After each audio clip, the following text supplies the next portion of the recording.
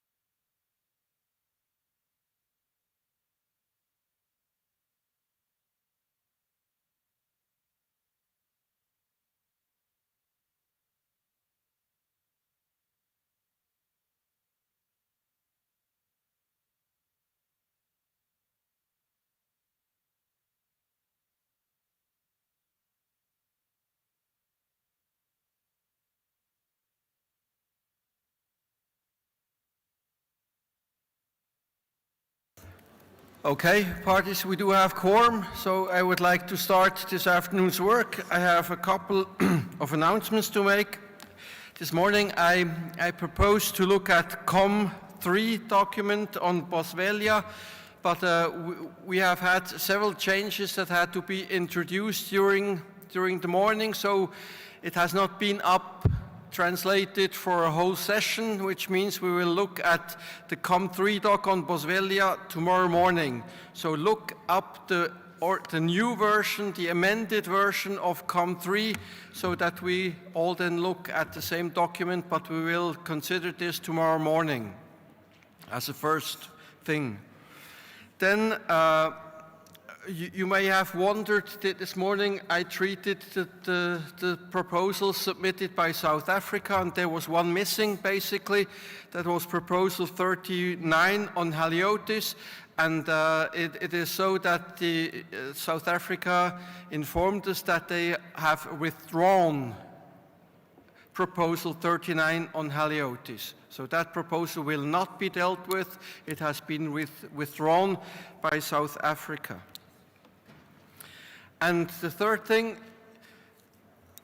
the interpreters asked me to say whenever somebody is having the floor and speaking, please the parties or observers around that person do not talk anymore, because it also gets through the microphone to the interpreters, and then they may have problems understanding, hearing what the intervenant is actually saying.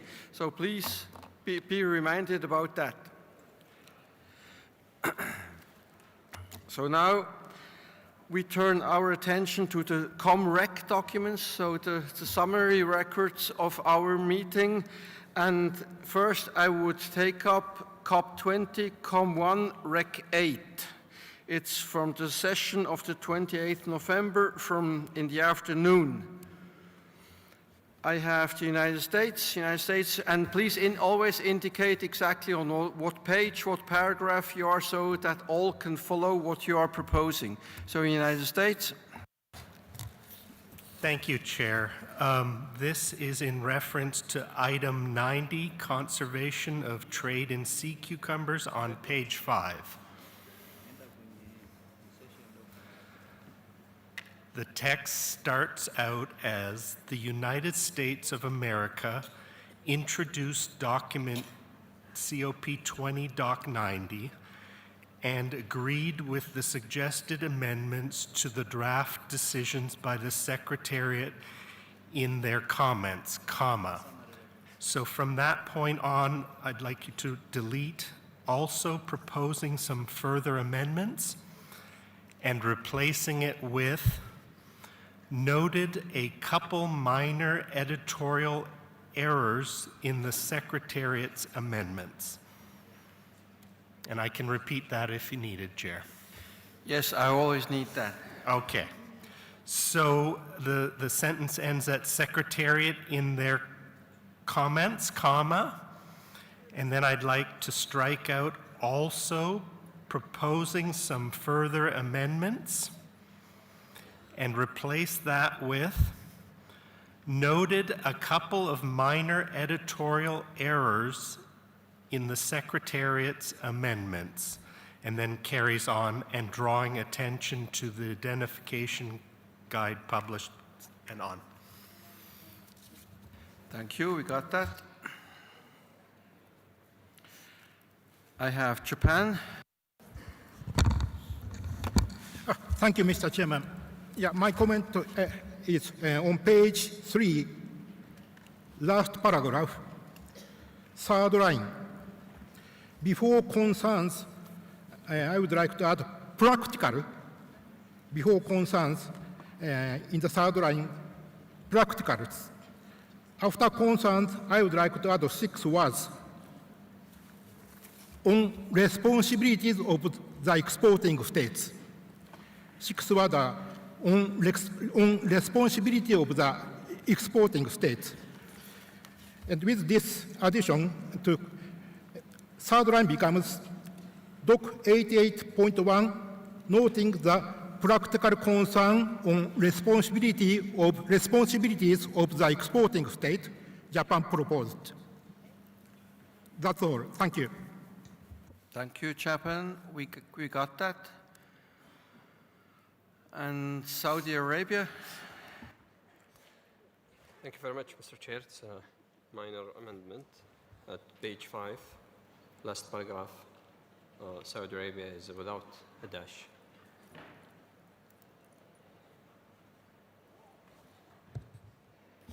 Thank you very much.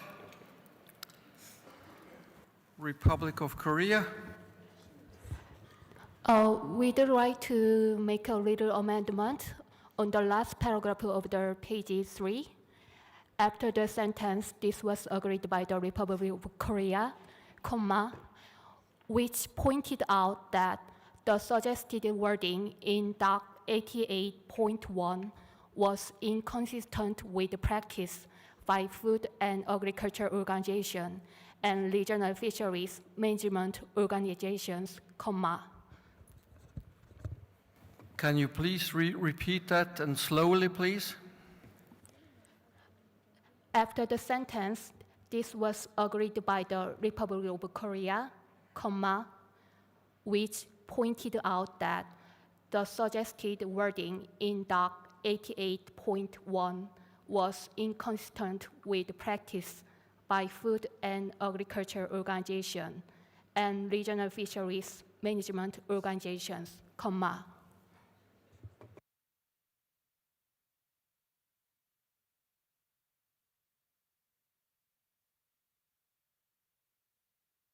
Okay, so to be clear, you would like to have introduced after Republic of Korea, which pointed out that the suggested wording in Doc 88.1 was inconsistent with practice of FAO and RFMOs.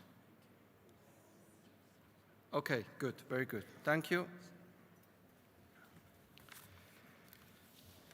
I don't see anybody else asking for the floor. I see IFO, you have the floor.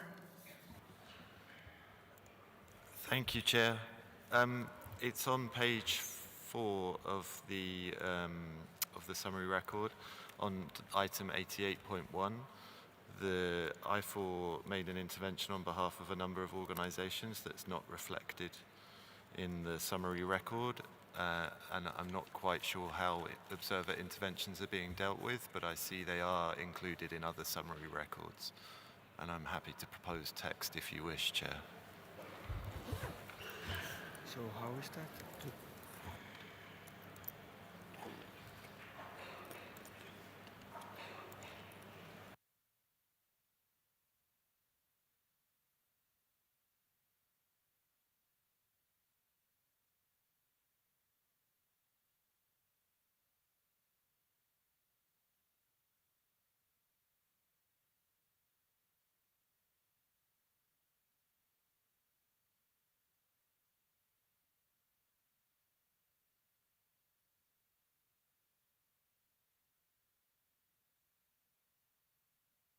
Okay, I4, please.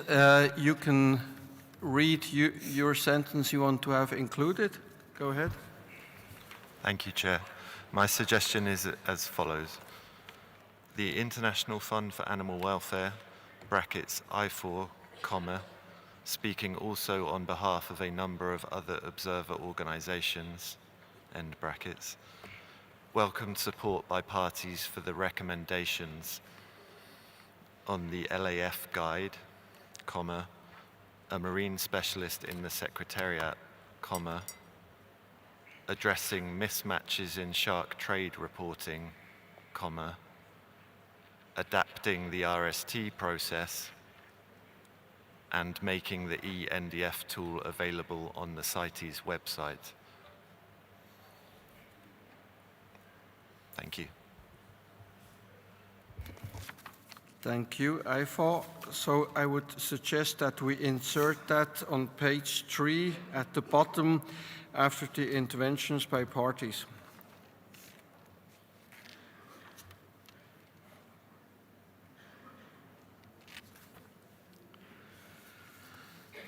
Okay, so with this, I conclude that the committee accepts CoP20 COM1 Rec 8 with the amendments proposed by the US, Japan, Republic of Korea, and Saudi Arabia, as well as I4. So thank you very much. Now we turn to the next summary record. It's COP20 COM1 Rec 9. I see the European Union. You have the floor. Merci, Monsieur le Président. Nous avons une observation à faire sur la page 3, troisième paragraphe. Le record dit Benin, the European Union and its member states, Kenya, Niger, Pakistan, Rwanda and Senegal oppose the proposal. It's on the listing proposal 4, la proposition sur la girafe. L'Union européenne ne s'est pas opposée verbalement, elle a eu une position neutre montrant les forces et les faiblesses de la proposition et s'est contentée de renvoyer la nomenclature de la girafe à l'expert de la nomenclature. Et nous voudrions que cela soit reflété dans le compte-rendu. Merci.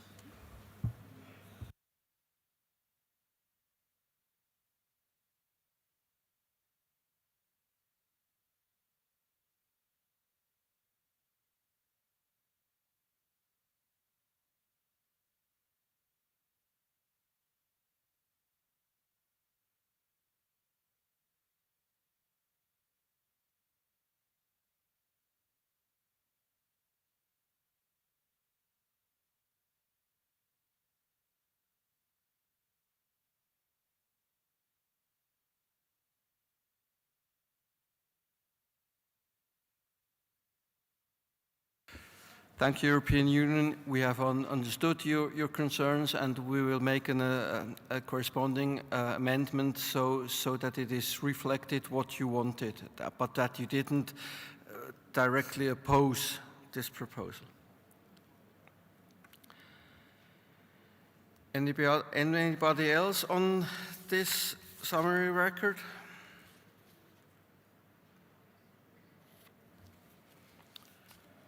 So the committee accepts CoP20 COM1 Rec 9 with the amendments made by the European Union. So now we come to summary record COM1 Rec 10. I open the floor for any comments. European Union. Thank you, Chair. On page 2 in ComRec 10, under agenda point 83 on songbird trade and conservation management, it states that Brazil, also speaking on behalf of Colombia, Ecuador, and New Zealand, we believe that Ecuador should be replaced with the European Union here, as we participated in the drafting group. Thank you.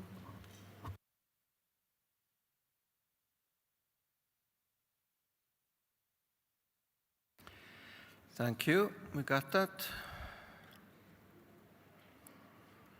So as nobody else is asking for the floor, the committee accepts CoP20 COM1 Rec 10 with the amendment proposed by the European Union. Thank you very much.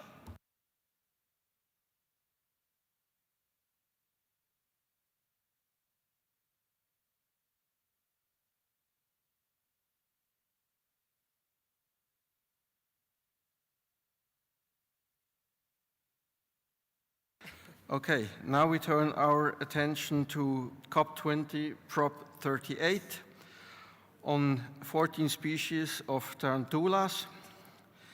It has been submitted by Argentina, Bolivia, and Panama. So I open to include these species in Appendix 2. I open the floor to one of the three proponents. So who is going to introduce the document? Bolivia. Bolivia, you have the floor. Gracias, señor presidente. Tengo el honor de intervenir nuevamente para presentar la propuesta 38, la cual fue presentada por Argentina, Bolivia y Panamá. Señor presidente, hemos leído con atención los análisis de la Secretaría y de la IUCN. Entendemos y respetamos la rigurosidad técnica que solicita datos poblacionales cuantitativos. Sin embargo, hoy hacemos ahí un llamado a las partes para que miren más allá de la ausencia de censos en zonas de difícil acceso y atiendan la certeza biológica que tenemos frente a nosotros. No estamos ante especies de reproducción rápida, ya sea en el Chaco, en los Andes o en el trópico húmedo. Las tarántulas son estrategas K extremas, hablamos de hembras longevas que en muchos casos de estas especies pueden superar los 20 años de vida y tardan hasta una década en alcanzar la madurez sexual. La ciencia nos dicta que una extracción comercial sostenida sobre ciclos de vida tan lentos conduce al colapso poblacional mucho antes de que un censo pueda detectarlo. Esperar a tener datos perfectos es en este caso una decisión de gestionar la extinción y no el comercio. Además, cerrar hay un peligroso vacío legal internacional al cual hemos detectado que especies endémicas, tomando como ejemplo a Ciriocosmus perismilesi de Bolivia, se ofertan globalmente bajo la certeza de nacidos en cautividad, señor presidente. Esto constituye una apropiación ilícita de nuestros recursos. Bolivia jamás ha autorizado la exportación de planteles reproductores de esta especie. Por tanto, cualquier oferta comercial fuera de nuestras fronteras deriva ineludablemente de una extracción no autorizada de los parentales y sin la inclusión ahí en CITES, aceptar la etiqueta de cría en cautividad y sin trazabilidad es en la práctica legitimar la sustracción de nuestro patrimonio natural y socavar nuestra soberanía nacional. Para hacer esto operativo y evitar ahí el fraude, La inclusión de los géneros similares, look-alike, es indispensable ya que los juveniles son indistinguibles para las aduanas.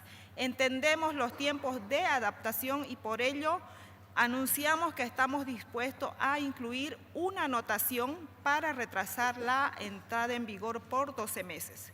Por todo lo expuesto, instamos a las partes a apoyar la propuesta 38 para cerrar este ciclo de ilegalidad. Muchas gracias.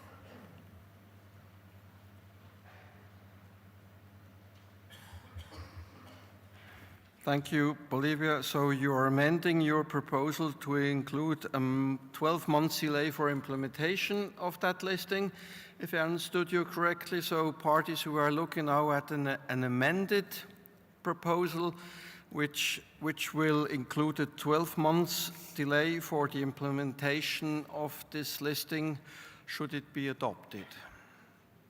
Okay. So now I open the floor to parties. I see Niger. Merci bien, Monsieur le Président. Donc, le Niger formule ses remerciements à l'endroit des pays auteurs de cette proposition. L'inscription à l'annexe 2 stimulera la recherche, le suivi et la collaboration entre les États de l'aire de répartition, les scientifiques et les autres parties prenantes. Ensemble, ils inciteront les autorités nationales et les scientifiques à recueillir des données de base, à élaborer des plans de gestion des espèces. Nous soutenons la proposition 38 telle que présentée par nos collègues de l'Argentine, de la Bolivie et du Panama. Et nous demandons en tout cas aux États parties d'appuyer cette proposition pour la conservation de cette espèce. Merci bien, Monsieur le Président. Thank you. I see Comoros. Merci, Monsieur le Président. Merci, Monsieur le Président, de nous donner la parole et nous remercions nos collègues d'Amérique latine pour cette proposition. Ainsi, nous comprenons la frustration de voir ces espèces natives commercialisées par d'autres pays et la nécessité d'une coopération internationale pour assurer leur protection. Nous exhortons nos collègues à soutenir ces migales et ceux qui sollicitent notre aide pour réglementer ce commerce. Les Comores soutenons la proposition 38 sans modification. Merci, Monsieur le Président. Thank you. I see Brazil. Thank you, Chair. Brazil is a range state for some of the species included in this proposal. Several studies indicate a growing demand for these animals in the pet trade, which increase the pressure of the population of wild populations. So Brazil therefore fully supports this proposal. Thank you. Thank you, Brazil. I see Chile.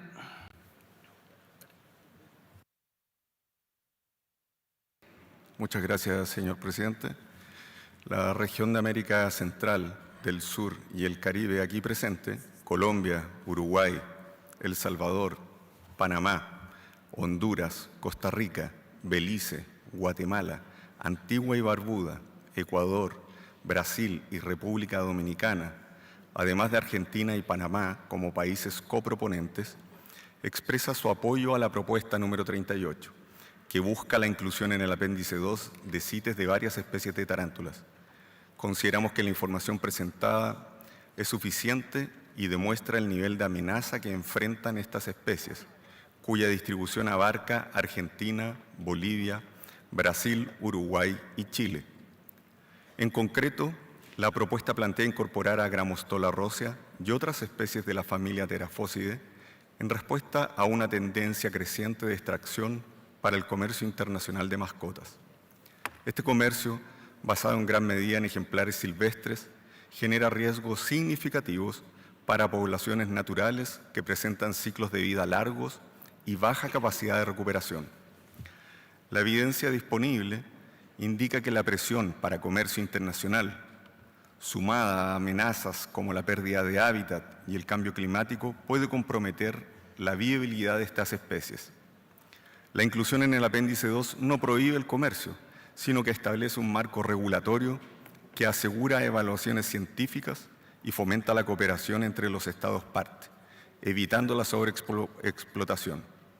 Actuar ahora significa aplicar el principio precautorio que sustenta CITES, garantizar que el comercio internacional no ponga en peligro la supervivencia de las especies. Esta medida es equilibrada, basada en la mejor información disponible y orientada a la sostenibilidad. Invito respetuosamente a los delegados a apoyar esta propuesta, fortaleciendo nuestro compromiso común con la conservación y el uso responsable de la biodiversidad. Muchas gracias. Thank you. I have now Chad. Merci, Monsieur le Président. Nous prenons la parole pour soutenir cette proposition telle que proposée par le Panama, l'Argentine et la Bolivie. Les migales apparaissent de plus en plus dans le commerce et pourtant elles sont souvent difficiles à distinguer les unes des autres. Nous comprenons la nécessité de réglementer ce commerce, mais de le faire d'une manière qui n'entraîne pas de problèmes d'identification et d'application aux frontières. Nous félicitons nos collègues pour avoir abordé ces préoccupations et soutenons cette proposition. Je vous remercie.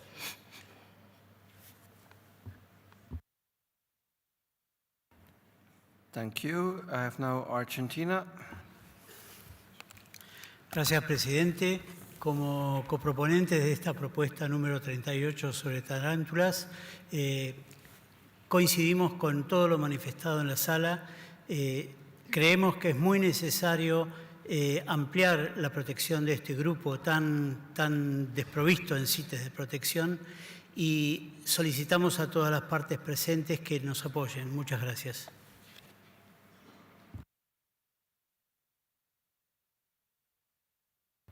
Thank you. I have Gabon. Merci, Monsieur le Président. Nous prenons la parole pour soutenir la proposition 38 telle que amendée par la Bolivie. Merci. Thank you. Sénégal. Merci beaucoup, Monsieur le Président. Nous remercions l'Argentine, l'État plurinational de Bolivie et Panama d'avoir soumis cette proposition que nous soutenons. Merci.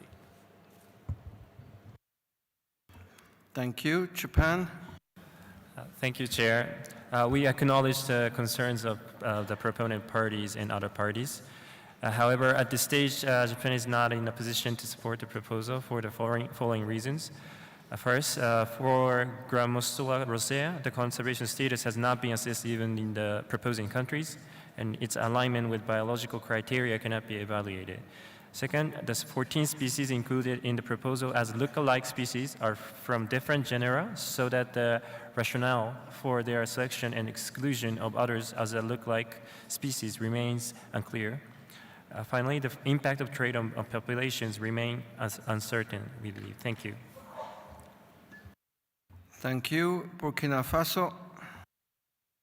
Monsieur le Président, le Burkina Faso soutient cette proposition. Merci.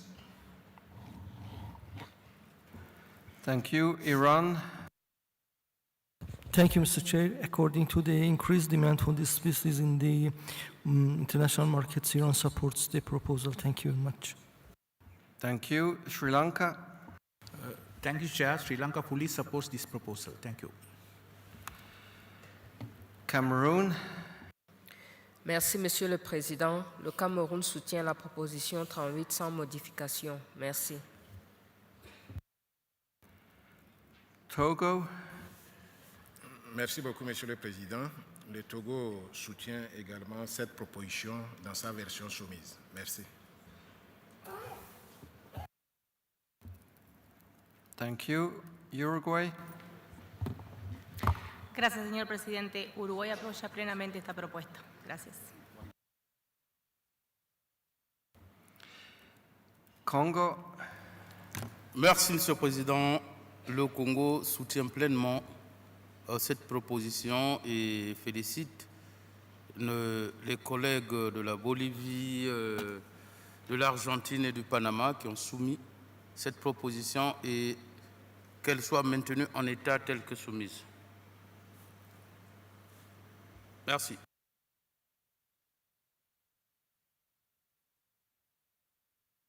Thank you. Well, we cannot go back to the original proposal because the proponents have amended it, so we are only talking about the amended one.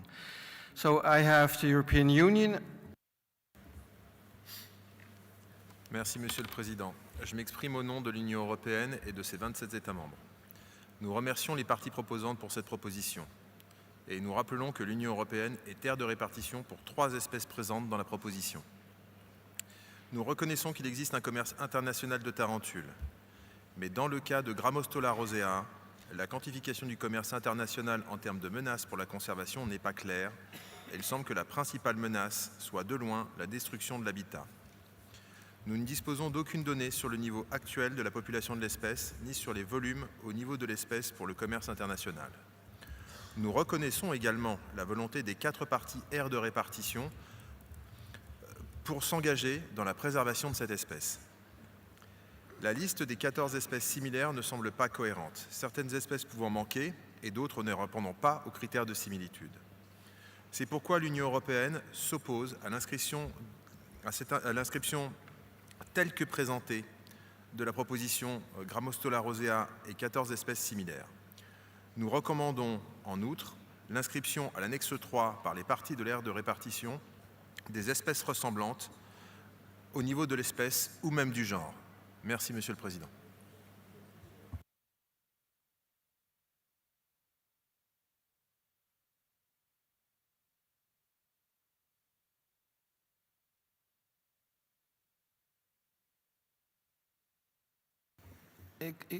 Sorry, EU, I didn't quite get what your conclusion was. So are you suggesting that they should list them in Appendix 3 and you are not in favor of the current proposal? That wasn't quite clear to what I heard in the interpretation. Alors, je relis ma conclusion. C'est pourquoi l'Union européenne s'oppose à l'inscription telle que présentée de Grammostola rosea et des 4 espèces similaires. Nous recommandons l'inscription à l'annexe 3 par les parties de l'aire de répartition des espèces ressemblantes au niveau de l'espèce ou même du genre. Merci. Thank you. Now it's clear. I have the United States. Thank you, Chair. The United States supports the proposal to include these 15 species of tarantulas in Appendix 2. We have determined, based on the best available information, that Grammostola rosea and the 14 additional species meet the criteria found in Resolution Comp 924 Rev Cop 17, Criterion B in Annex 2A, and Criterion A in Annex 2B, respectively. Grammostola rosea has intrinsic vulnerabilities to overharvest, is found in large numbers in international trade that includes wild harvested individuals, and there are questions regarding the feasibility and ease of captive breeding of this species. Concern has also been expressed in scientific literature about the level of trade and potential impacts on populations. There are also valid enforcement concerns that the 14 additional species proposed could be confused with Grammostola rosea, and those current concerns are exacerbated by forms in which they may be traded, particularly spiderlings that can be shipped in high numbers and are difficult to thoroughly observe. We note that including the additional 14 species alone may not be enough to alleviate enforcement difficulties in identifying Grammostola rosea in trade, as all species in the proposal have the potential to be confused with other species not included in the proposal, such as congeners. Therefore, if adopted, we caution that parties may also need to engage in risk-based approaches to scrutinize shipments of non-CITES listed tarantula species to prevent laundering. Thank you. Thank you, United States. I have 3 more speakers. Sudan. Thank you, Chair. Sudan fully support the proposal. Thank you. Thank you. United Kingdom. Thank you, Chair. We note the wide support from the range states for this proposal, and we thank them for the work that they have done in submitting this. The UK does not believe that this proposal meets the criteria for the inclusion of the species in Appendix 2. For Grammostola rosea, the lead species, there is not enough evidence to suggest that regulation of trade is required to prevent detrimental impacts on wild populations. but in the interest of brevity, I will then go on to say that we support the EU position. Thank you. Thank you, UK. And finally, Canada. Thank you, Chair. Canada is not in a position to support this proposal due to the lack of comprehensive data on the current wild population for the 15 species, on the population overall trend, and on the impact on trade on the wild population. We recognize that these species are potentially present in international pet trade. Nonetheless, based on the evidence presented, the criteria for an Appendix 2 listing are not met. Range states might wish to consider the value of an Appendix 3 listing to help monitor trade and gain further insight on the trade in the wild and captive bred specimens. Thank you, Chair. Thank you. Before proposing way forward, I now open the floor to observer. I see Pet Advocacy Network. Thank you, Chair. I'm speaking on behalf of the Pet Advocacy Network and several other organizations whose name will be provided to the Secretariat in opposition to the proposed listing of tarantulas and CITES, these tarantulas and CITES appendices. Such a listing will result in worse conservation outcome for these species. While there is trade in several of these species, to include species from Bolivia, as there are export documents to support their ownership outside their range, that trade is not only sustainable, it is overwhelmingly sourced from captive breeding programs, and actual volumes in trade have been declining for several years, despite the fact that current breeding programs could meet greater demand if it existed. The truth is that the threats to the tarantula populations are environmental. Programs like Mexico's UMAs breed tarantulas for reintroduction and rely on the commercial sale of a percentage of their captive bred populations to pay for their operations. This is a case where a CITES listing does nothing to protect wild populations, but would seriously hamper reintroduction and conservation efforts. Thank you, Chair. Thank you. IUCN. Thank you, Chair. This intervention is on behalf of IUCN and Traffic. Grammostola rosea has been one of the most traded tarantulas globally. Over 74,000 live individuals were imported into the United States of America between 2012 and 2021, around 80% wild-sourced from Chile. However, trade has effectively ceased since Chile prohibited wild harvest for export in 2015. Trade in other species is very limited and mainly captive bred, with only low levels of illegal trade reported. None of these 15 species has been assessed globally by IUCN. Nationally, G. rosea and Pamphobatius antinuus are listed as vulnerable. There is no evidence of significant population decline linked to trade, and overall, the available information does not indicate that any of the species meet the criteria for inclusion in Appendix 2 under Annex 2A or B of Resolution Conf 9.24 Rev COP 17. Thank you, Chair. Thank you. And one more, Animal Welfare Institute. Thank you, Chair. I'm making this intervention on behalf of the Animal Welfare Institute and 14 organizations whose names I will supply to the Secretariat. We strongly support Proposal 38, submitted by Argentina, Bolivia, and Panama, to include Grammostola rosea and 14 look-alike species in Appendix 2. This proposal addresses an urgent need clearly articulated by the proponents and supported by all range states to regulate trade in the region's tarantulas. G. rosea has endured decades of wild collection for the international pet trade, with hundreds of thousands of wild-sourced individuals imported into the United States alone. But actual trade levels may be even higher, with trade data indicating that underreporting and misreporting of these species is common. In addition, we see regular media reports of tarantula smuggling into the European, Asian, and American markets. Establishing a requirement for trade monitoring and verification that specimens in trade are legally acquired, accurately reported, and sustainably sourced is essential to prevent further population declines and promote necessary research. We therefore support this Appendix 2 listing and urge parties to support Proposal 38. Thank you. Thank you very much. So with this, my conclusion is that we have a divided room. We have several parties in favor of the proposal, but also several that are against it. So my proposal would be to go for a vote. And I think I would like to see if Colombia sees it the same way, so that we can quickly proceed to a vote. So Colombia, you have the floor. Bolivia, sorry. It was Bolivia introducing. Bolivia, you have the floor.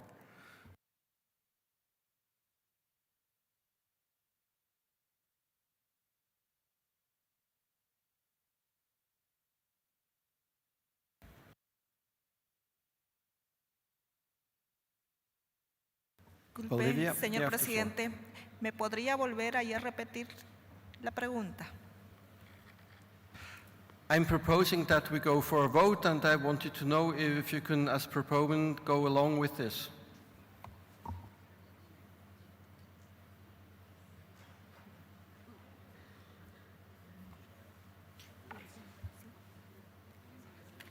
Está bien, señor presidente. She said yes, right? Okay. I see Argentina has asked for the floor. Gracias, señor presidente. Argentina quiere proponer votación secreta. So Argentina is asking for a secret ballot. There's a motion for a secret ballot. To be able to go for a secret ballot, I need 10 parties who are in favor of going for a secret ballot. So parties who want to support that motion, please press your buttons and keep them on, please. Okay, it's good. We have enough. So I read them out. Honduras, Nigeria, Malawi, Panama, Cameroon, Sri Lanka, Belize, Burundi, Uruguay, Gabon, Central African Republic, Comoros, Guinea, Chile, Bolivia, Togo. Okay. So this is a vote on Proposal 38 to include 14 species of tarantulas in Appendix 2. If you vote yes, you are in favor of this proposal. If you vote no, you are against that proposal. The voting type is by secret ballot. The vote of the European Union will be cast by the delegation of the EU. Since this is a vote on a proposal for amendment of the appendices, the decision will be adopted by 2/3 majority. Technicians, are we ready? Okay, technicians are ready. So parties, you have now 40 seconds to cast your vote. The ballot is open now.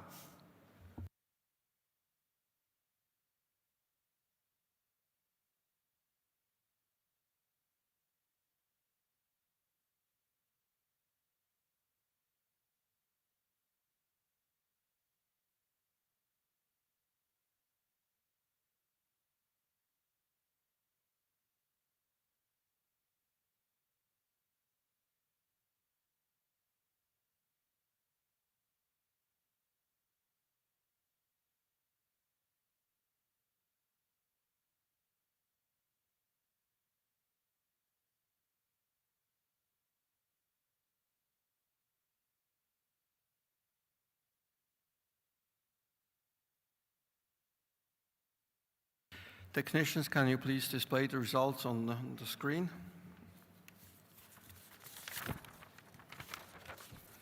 So with 72 votes in favor of the proposal, 54 against, and 9 abstentions, proposal CoP20, Prop 38, to include 14 species of tarantulas in Appendix 2 was rejected.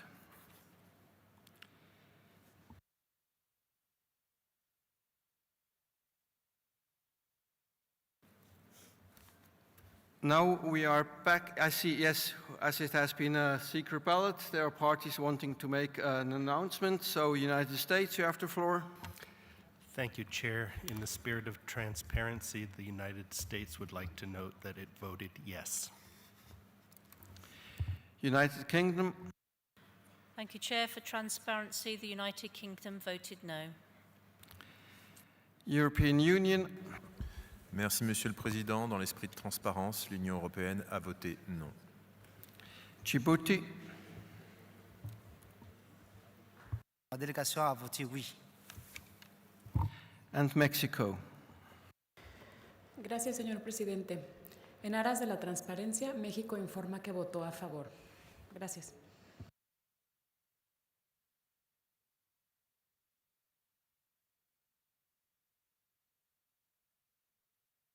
Okay, now we turn our attention back to some working documents we still have to finish, and in particular, we now go to CoP20 Doc 50 on non-detriment findings. So parties are invited to accept proposed draft decisions in Annex 1 of the document, noting that we have been made aware that in 20AA, B, little II, there was a word missing, so the sentence should read, possible amendments to Resolution Conf 16.7, Ref COP17 on non-detriment findings to establish a regular mechanism for the Annals and Plans committees to identify, review, and agree on updates to the CITES NDF guidance. So the on was missing, so we have added that. And we also have to agree whether we have to discuss whether we accept the deletion of decisions 19132 to 19134.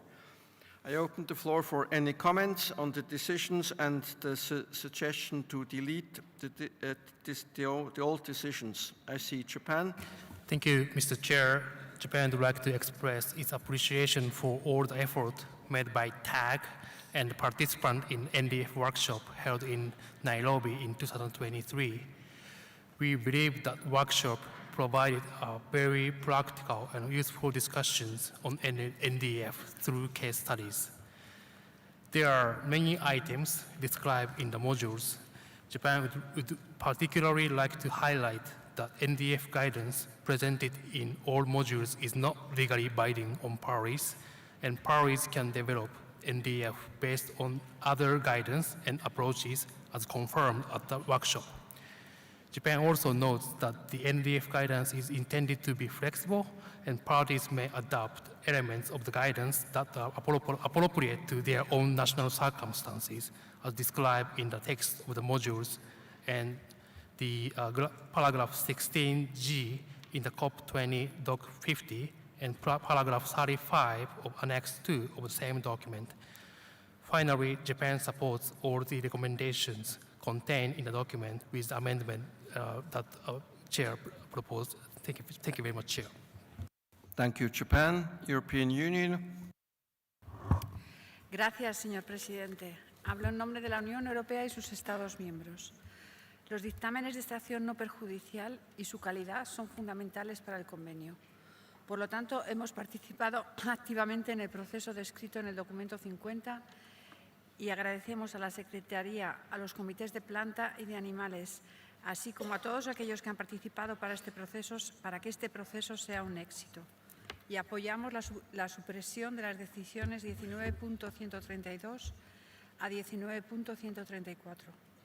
Además, apoyamos explícitamente la publicación de una notificación a las partes, invitándolas a compartir sus comentarios, incluyendo ejemplos, según proceda, sobre el uso de la guía de CITES para la realización de los dictámenes de extracción no perjudicial y el proceso previsto para considerar y evaluar, si fuese necesario, las posibles enmiendas a la resolución CONF 16.7, revisión COP17 sobre los dictámenes de extracción no perjudicial y el establecimiento de un mecanismo regular para que los comités de fauna y flora identifiquen, revisen y acuerden actualizaciones de la guía de la CITES sobre dictámenes de extracción no perjudicial. Por lo tanto, estamos de acuerdo con todos los proyectos de decisión recomendados para su adopción en este documento 50. Gracias. Thank you, European Union. I have Canada.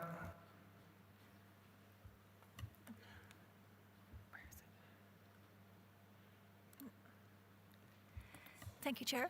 We'd also like to align with the comments we've just heard. We are in support of these decisions, and we'd like to emphasize the importance of the continued emphasis of importance of NDFs to CITES, and thank all everyone involved in the development of the guidance and the workshop as well. Thank you, Chair.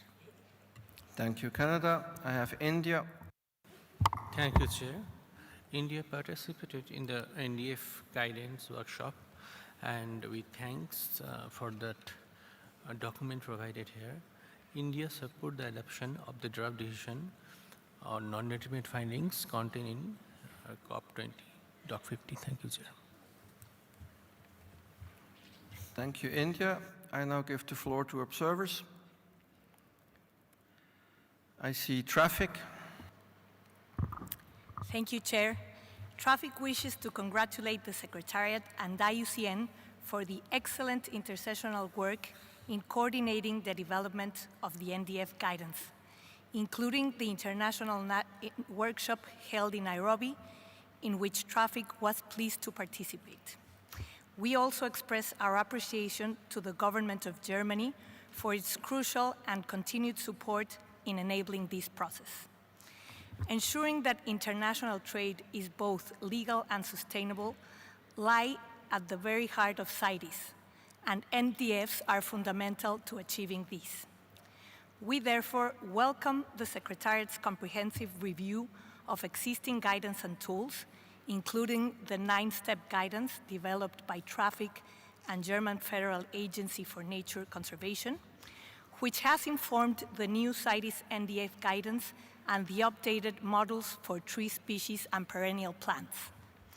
Traffic supports the draft decisions to test and refine the guidance modules, and we welcome the proposed strategy and feedback mechanism to support field testing and future updates. We stand ready to support parties, including through strengthening capacities based on the available guidance to help ensure robust, science-based NDFs that safeguard species from overexploitation while enabling sustainable trade in CITES-listed species. Thank you, Chair. Thank you, Traffic. And finally, IUCN. Thank you, Chair. IUCN welcomes the continued focus on strengthening NDFs as a cornerstone of sustainable trade under CITES. IUCN and its members of the Species Survival Commission specialist groups were proud to play the key technical role in the development of the 15 NDF guidance modules, which provide practical tools for parties across a range of taxonomic and thematic contexts.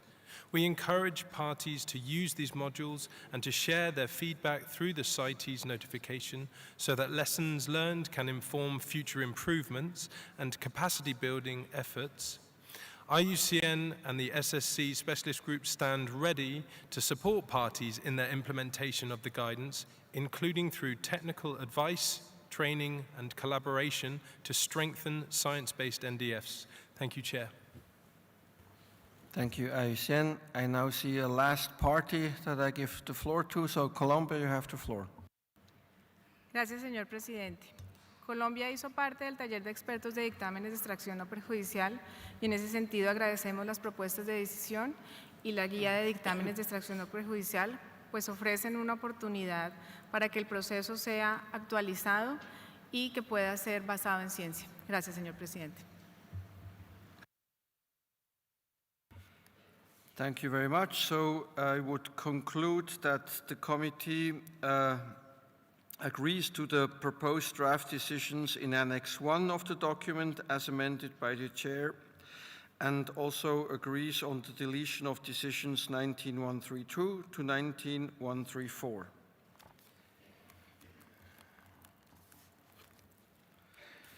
So the next document before us is CoP20 Doc 53 on materials for the identification of specimens of CITES-listed species. So the COP is asked to adopt the draft decisions on materials for the identification of specimens of CITES-listed species contained in the annex to the present document and delete decisions 142 to 144. So with this, I open the floor for comments from parties. I see European Union. Thank you, Chair. I speak on behalf of the EU and its member states. The EU emphasizes that accurate species identification is vital for the effective enforcement of CITES listings, including to carry out duties of both management and scientific authorities. Yet, the development and upkeep of reliable tools and guidance materials still receive only limited attention. Considering identification needs and challenges already during the development of listing proposals may help to ensure that effective implementation can begin from the outset. We welcome the work of the joint ACPC Intersessional Working Group and recognize that the breadth of their mandate posed a significant challenge. We also welcome China's initiative to pilot a knowledge base aimed at supporting the identification of Appendix 1 animal species.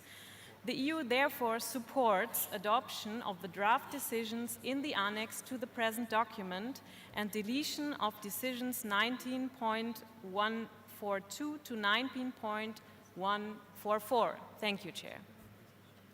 Thank you, European Union. I have China. Thank you, Chair.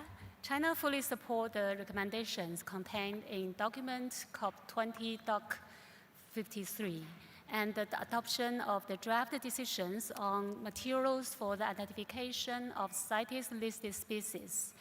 In recognition of the systematic challenges in maintaining a comprehensive and updated suite of identification materials, China launched the Identification Manual of Animals Listed in CITES Appendix 1 initiative. This is a cross-national, collaborative effort focusing on a higher priority pilot, the Appendix 1 fauna. Our exploration focuses on leveraging innovative ways. This has led to a development of a demo tool that can effectively produce on-demand draft identification materials, significantly reducing the required time and resources. We sincerely hope that the experience and findings from China's initiative can offer a valuable reference and constructive attempt for the future development of CITES identification manual work. Thank you, Chair. Thank you, China, and thank you for that initiative.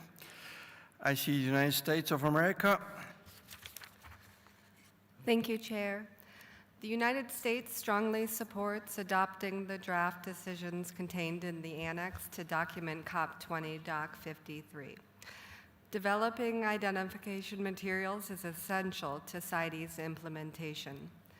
We encourage this work to be prioritized in the next intersessional period and respectfully recommend that the Secretariat issue the notification to the parties referenced in Decision 20AA with sufficient lead time for consideration at the first meetings of the Animals and Plants Committees following COP20. We also encourage the scientific committees to treat identification materials as a high priority in their work plans and to consider establishing their respective working groups called for in Decisions 20AA and 20BB at their first meetings after COP20. We further reiterate our concern regarding the inclusion of links to identification materials in the CITES checklist of species and suggest this be addressed by the working group during the next intersession by amending 20BB paragraph iv and 20CC paragraph iii. Can I provide those now? Yes, please. So at the end of each of those paragraphs that say, consider ways to improve the applicability, accuracy, and availability of identification materials on CITES listed animal or plant species respectively, we would add, comma, including guidance on referencing such materials in the CITES checklist of species, period. And finally, we just note a minor amendment needed in Decision 20BB, where the phrase "in consultation with the Secretariat" appears both in the chapeau and in subparagraph A, and there it would be most appropriate to retain the phrase in subparagraph A only, consistent with Draft Decision 20CC. Thank you.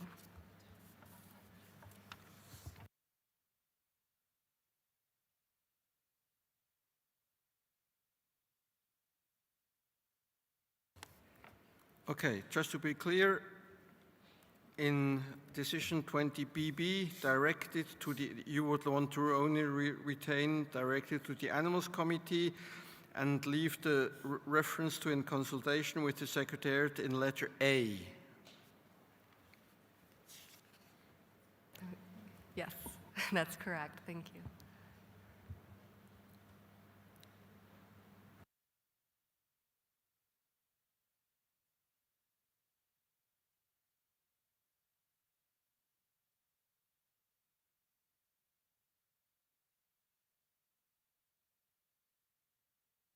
And in 20BB, letter A, Roman 4, you would want to add, after on CITES listed animal species, you would like to include the words "including guidance on referencing such materials in the CITES checklist of species," right?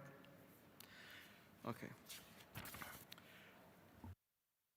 And the same suggestion would be then in CC, also Roman, no III, after of identification materials on CITES listed plant species, you would like to include the same wording. Good, very good, so I got that. So this is a proposed change to these decisions. I don't see anybody else asking for the floor, but I give you a couple of minutes to reflect on that, parties. And I would like to open the floor for observers.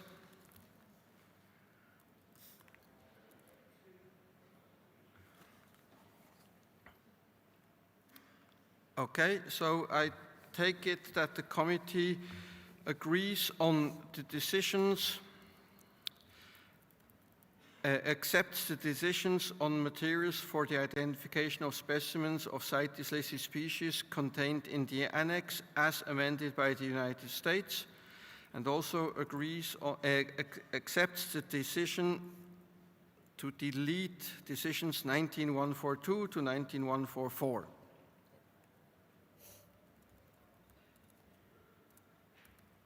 Okay, thank you very much.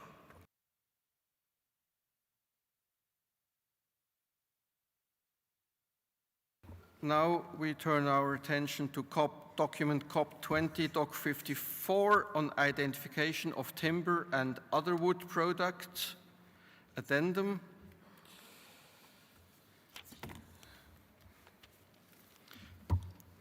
Parties are invited to indicate if they support the proposed decisions as amended by the Secretariat contained in the annex to this addendum, and also agree to the deletion of decision 19145.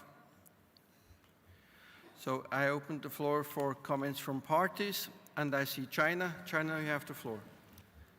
Thanks, Mr. Chair. China comments the Secretariat and the parties for their diligent work in implementing Decision 19145 and for the comprehensive assessment of the CITES timber identification repository. The finding and the recommendations provide a clear and practical path forward to enhance global timber identification and enforcement capacity. We support the deletion of Decision 19145 and revised and draft decisions proposed by the Secretariat. Thank you, Chair. Thank you, China. I see Canada. Merci, Monsieur le Président. Le Canada supporte les modifications apportées par le Comité pour les plantes au document COP20 Doc 54, identification des bois et autres produits du bois. Le Canada souhaite aussi informer les parties qu'il a publié un nouveau guide d'identification des bois. Le guide a été conçu pour aider et appuyer les agents d'application de la loi à identifier les essences de bois exotiques lors des inspections. Le guide met l'accent sur les espèces d'arbres inscrites à la CITES ainsi que sur les espèces d'arbres similaires non inscrites à la CITES. Il combine connaissances traditionnelles sur les caractéristiques du bois et méthodes scientifiques modernes pour supporter une prise de décision rapide et efficace sur le terrain. Cet outil permet aux agents de faire un triage initial des cargaisons pour déterminer si elles doivent être libérées, retenues ou saisies et si une identification par des experts œuvrant dans des laboratoires accrédités est nécessaire. Le Canada invite les parties à consulter le document d'information CoP20 Info 62 sur le site web de la CITES pour télécharger le guide gratuitement. Le guide est disponible en anglais et en français. Merci, Monsieur le Président. Thank you, Canada. It will be noted in the summary record, and thank you for that initiative. I now have the United States. Thank you, Chair. The United States supports the draft decisions as amended by the Secretariat in the addendum of document COP20, Doc 54, to continue timber identification work at past COP20, particularly to address the needs of frontline officers in making enforcement decisions, such as clearing, holding, or seizing cargo. We welcome the new CITES Timber ID Guide from Canada and look forward to the opportunity to roll that out. We consider this work a priority and request that implementation of these decisions commence at the first Plants Committee meeting after COP20 to ensure intersessional efforts are maximized. While we support the Plants Committee's review of the report on the CITES online repository for timber identification, we are concerned that some of its initial recommendations may exceed the intended scope of the assessment and could overshadow other critical work. We ask the committees to carefully consider whether further work on the repository would meaningfully improve enforcement efforts or if it may be more appropriate to discontinue working on it. In our view, the priority for continued timber identification must be on developing species-specific identification materials, addressing shortages of reference wood samples, and evaluating effective identification techniques. Intersessional work should focus on these priorities to ensure that frontline officers have the tools they need to do their work. And to this end, we'd like to suggest just a minor amendment to draft revised decision 19.147 directed to the Plants Committee. In the chapeau, we would like to add the words following in collaboration with. We would like to add the words enforcement authorities, comma, and. Just as a reminder to everyone that this needs to work for our enforcement authorities. In the United States, we appreciate working with them when we're implementing these decisions, but we would think that it would be important for other parties to have that top of mind. Thank you.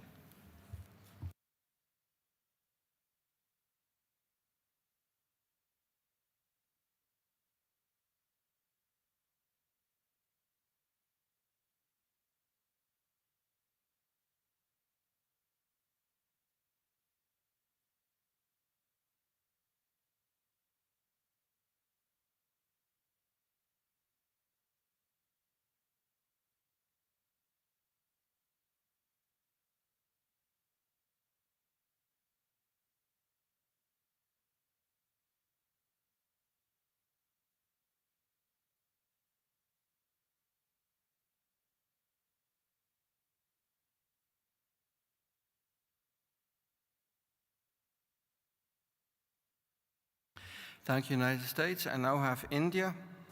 Thank you, Chair. India wishes to thank the Standing Committee for the document COP20, Doc 54.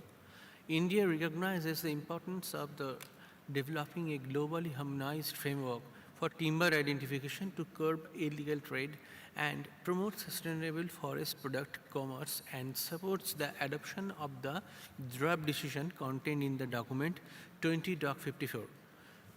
India encouraged the parties to adopt a regional, inclusive and technology-driven approach in implementing the revised decision, and suggest for inclusion of the following identification approach and techniques as integral component of the CITES timber identification framework. A. Wood anatomy-based identification system supported by national reference collection, spectroscopic and imaging technique like UV visible spectroscopy, NIR spectroscopy, and machine learning-based anatomical analysis. And the last one is the molecular and isotopic methods for forensic species level verification. Thank you, Chair. Thank you, India, for that comment. Now I have UK. Thank you, Chair. The UK supports the draft decisions as amended by the Secretariat and the amendment proposed by the US, but would also like to propose one minor addition to Decision 19.147, paragraph C, to include geographical origin after the words species-specific identification, as including geographical origin will help with traceability of timber, especially in long supply chains. The new decision for C would then read as follows. Consider the list of available techniques and tools and evaluate their standards and usefulness to species-specific identification, geographical origin, and enforcement for priority CITES listed tree species and their lookalikes. Thank you.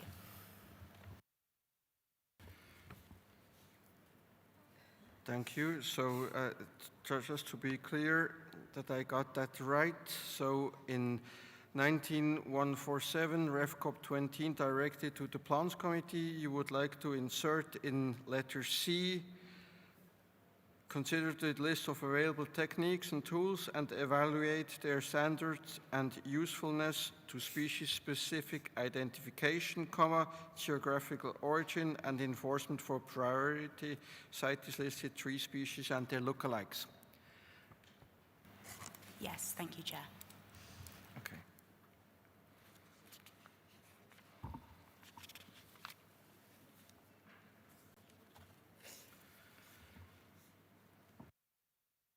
Okay, so I would conclude that the committee accepts the draft decisions contained in the annex to this document as amended by the United States and the UK, and also agrees to the deletion of decisions of the decision 19145.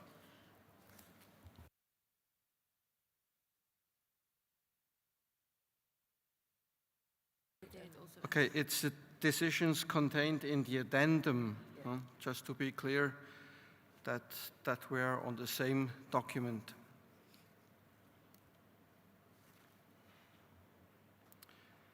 Okay, thank you very much.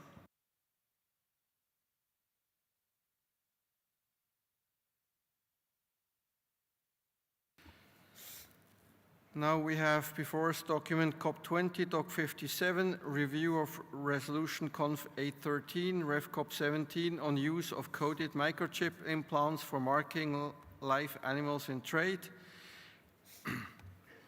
You are asked to give your view on the draft decisions contained in this document, and you can also see that the Secretariat asks for an amendment to include the wording subject to the availability of external resources into this decision. So that's what we are looking at. So the decisions with an amendment by the Secretariat to make it clear that it is subject to the availability of external resources.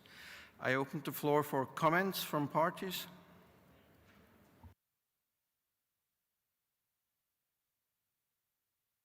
European Union. Thank you, Chair. I speak on behalf of the EU and its member states. We recognize the need to review the issue of marking in CITES, considering relevant existing resolutions and possible further guidance reflecting new technological developments. Therefore, we support the draft decisions, including the addition subject to external resources as proposed by the Secretariat. We would further like to inform you that Germany has currently commissioned a study on the marking of animals with transponders, taking into account technological progress, animal welfare and potential of manipulation. Results will be shared with one of the upcoming Animal Committee meetings to may be considered during this process. Thank you. Thank you, European Union. I have now the United States. Thank you, Chair. The United States supports the adoption of the drafted decisions included in document CoP20 at Doc 57 with the Secretariat's proposed amendments to drafted decision 20AA. Thank you. Thank you very much. I see India. Thank you, Chair. India wishes to thank the Standing Committee for the document CoP20, document 57. In India, we have been implementing a Gaj Suchna app, which provides for the DNA-based database for captive elephant to help with the identification, tracking, and welfare management. The initiative has been extremely helpful in management of the captive elephant in India. Also, we feel that quoting details of microchip of captive bred animal in export and import permit and re-export certificate would also be beneficial to control the illegal trafficking of wild animal under the grab of captive bred animals. India wishes to support the draft decision contained in Annex 2, document 57, and suggest the following addition in draft decision 20AA. So we request after paragraph B of draft decision 20AA, the following may be added. Point number C, issue notification to the parties to seek comment from the parties on the draft guidance document. Thank you, Chair. Can you please repeat that new CC? We request to add point number C after point number B in draft decision 20AA as issue notification to the parties to seek comments from the parties on the draft guidance document. Thank you, Chair.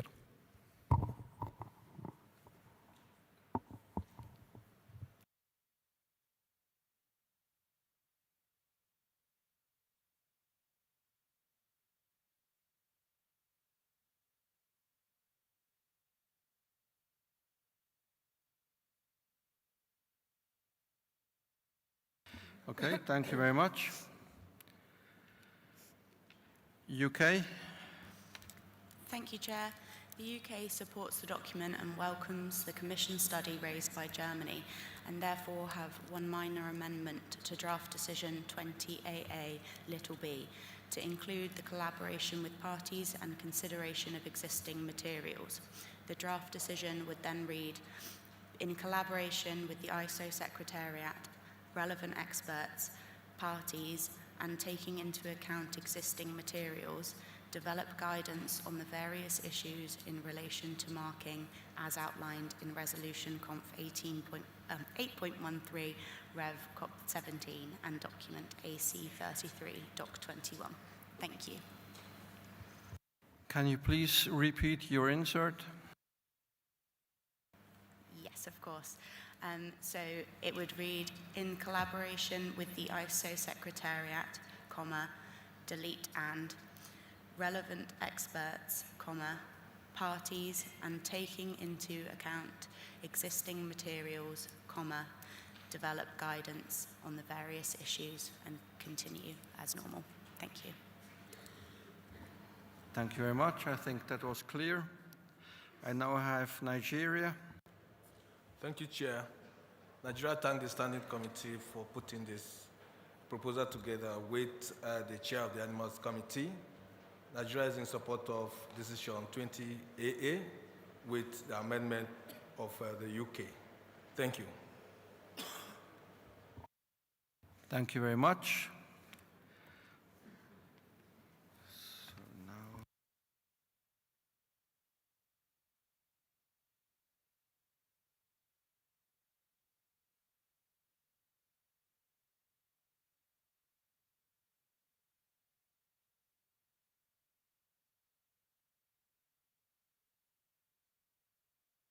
Thank you. Just to be sure, we have also an additional decision submitted by India. I would like to hear some support for that one.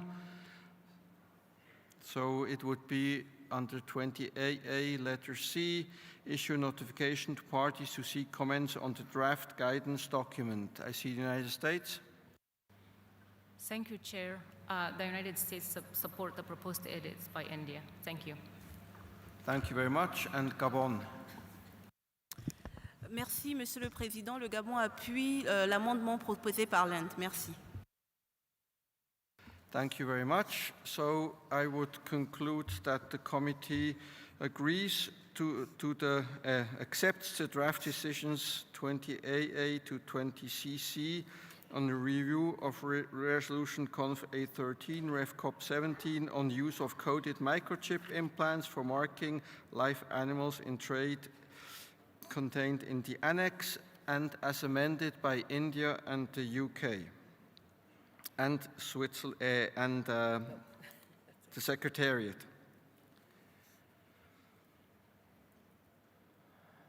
I see the European Union.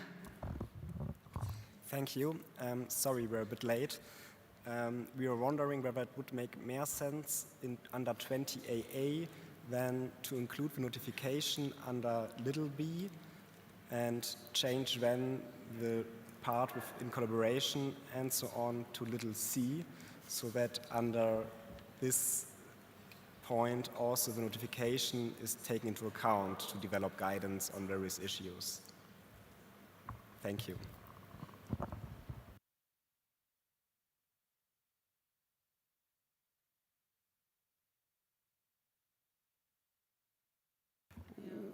Well, I think it's better to have it in this order because first you have to develop the guidance and then issue a notification to parties to give their feedback on that guidance. So we need to develop first the guidance and then issue a notification to ask parties what they think about that guidance. United States? Thank you, Chair. I think there is a little bit of confusion because of the UK's amendments includes parties after in collaboration with ISO, Secretariat, and relevant experts. There is the word parties there, and I think that's where the last comment came from. So, I'm not sure how to address that other than by deleting parties, but maybe leaving the rest as taken into account existing materials in 20AA little b. Thank you. Thank you, United States. I understand what you mean. I think it's the parties come into play when the notification is being issued that they then can look at the guidance. So if we have them up there, it would be difficult to know how to reach the parties there, but there may be existing materials. Well, how do we get that then? Yep. I see the UK. Chair, we're happy to remove reference to parties in that draft decision for ease, so it just reads then taking into account existing materials. Thank you. Okay, perfect. So it would read then be in collaboration with the ISO Secretariat, relevant experts, and taking into account existing materials, develop guidance, and so on. And then we would have C, issue notification to parties to seek comments on the draft guidance document.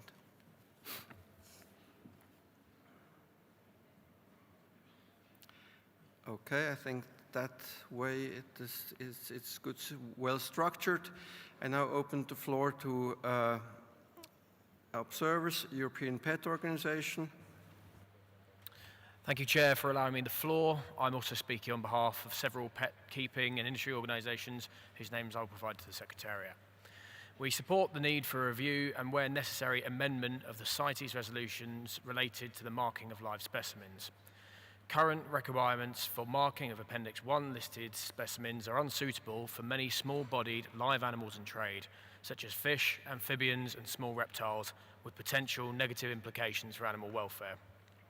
However, we are concerned that the current decisions drafted in Working Document 57 and the recommendations by the Secretariat inadvertently create unnecessary duplication of effort by both the Secretariat, the Animals Committee, and Standing Committee.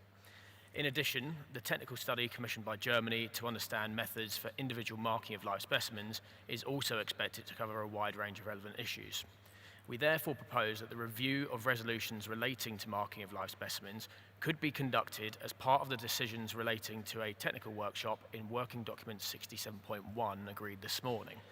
This would allow parties and relevant experts to provide recommendations on the CITES provisions relating to marking, ensuring that cross-cutting issues relating to captive breeding are considered together in the same setting. This would also have the added benefit of reducing the burden on the Secretariat's resources, something that has been highlighted by the Secretary-General multiple times during this meeting and reflected by the Secretariat's suggestion of requiring additional resources. As such, we would suggest the deletion of Decision 20AA and the amendment of Decision 20BB, little a, to read, consider the recommendations of the technical workshop referred to in CoP20 Doc 67.1 and determine whether Resolution Conf 8.13 Rev CoP17 and other relevant resolutions to the marking of live specimens should be amended, or if a new resolution or other technical guidance on marking techniques and standards is required. Thank you, Chair.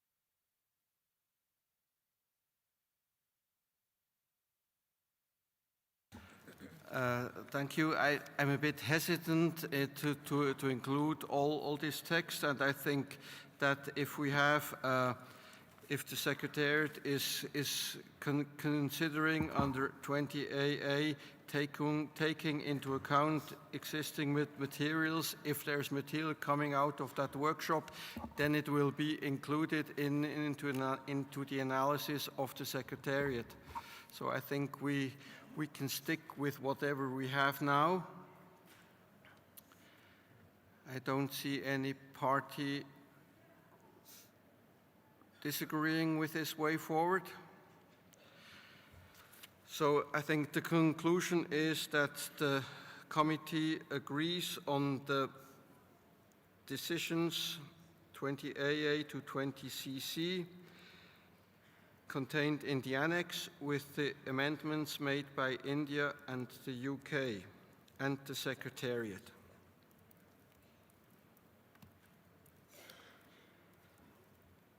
Okay, so thank you very much. We now turn our attention to document CoP20 Doc 72, identifying information on species at risk of extinction affected by the international trade. And you are invited to accept the proposed decision in the annex to the document and the deletion of decisions 19186 to 19188. You also may note that the Secretariat proposed amendments to the draft decisions that are also contained in the document. So I open the floor for comments from parties. I see the United States. Thank you, Chair. The United States has been engaged member of both the ACPC and the Standing Committee intercessional working groups and supports the recommendations to delete decision 19.196 through 19.188 and adopt draft decisions in the annex to the present document. We would also support the edits suggested by the Secretariat to simplify implementation of the decisions. Thank you. Thank you, United States. I have Japan. Thank you, Mr. Chair. Japan believes that it may be premature to establish the proposed web page for the following reasons. First, Japan is concerned that the web page could facilitate listing CITES appendices without sufficient consideration of reasonableness and scientific grounds, which may lead to unnecessary administrative work for parties. This could reduce the human and financial resources available for conservation activities and effort for the species that truly require conservation and protection. Second, the establishment and maintenance of such a web page would increase the workload of CITES Secretariat, even if implemented through most cost-effective means. Finally, Japan remains concerned about challenges associated with ensuring the credibility, accuracy, and qualitative integrity of information posted on the web page. For these reasons, Japan does not support the draft decisions contained in the document. Thank you, Chair. Thank you, Japan. I have Kuwait. Thank you, Chair. Kuwait thanks the Standing Committee for this substantial work. However, we believe Document 72 is not yet ready for adoption. The proposed mechanism lacks clear procedures to verify information, ensure scientific quality, and manage conflicting data. Parties are asked to upload studies without any assurance of reliability, and the document itself confirms that no verification system is defined. We are concerned that this may create confusion, additional burden, and risk of misinterpretation. As well, we acknowledge the proposal will have workload and budgetary implications that not in the mandate of the Convention. For these reasons, Kuwait believes the proposal is still immature and needs a clearer mechanism before it can be supported. Thank you, Chair. Thank you, Kuwait. Canada. Thank you, Chair. Canada generally supports decisions 20AA to 20DD with amendments from the Secretariat and commends the two intersessional working groups for their careful analysis on this topic. The decisions allow for a party-led process to share information on methodologies and analyses to identify species that may require listing under CITES. However, Canada would like to draw attention to Decision 20AA, subparagraph D, as well as Decision 20DD, both of which create a role for the Standing Committee. These two decisions do not contribute pragmatically nor strategically to the overall implementation of the Convention. Therefore, in light of workload and resource limitations, Canada would like to suggest that they be removed in order to streamline the work of the Standing Committee. Finally, Canada would also agree to the deletion of Decisions 19.186 to 188. Thank you, Chair.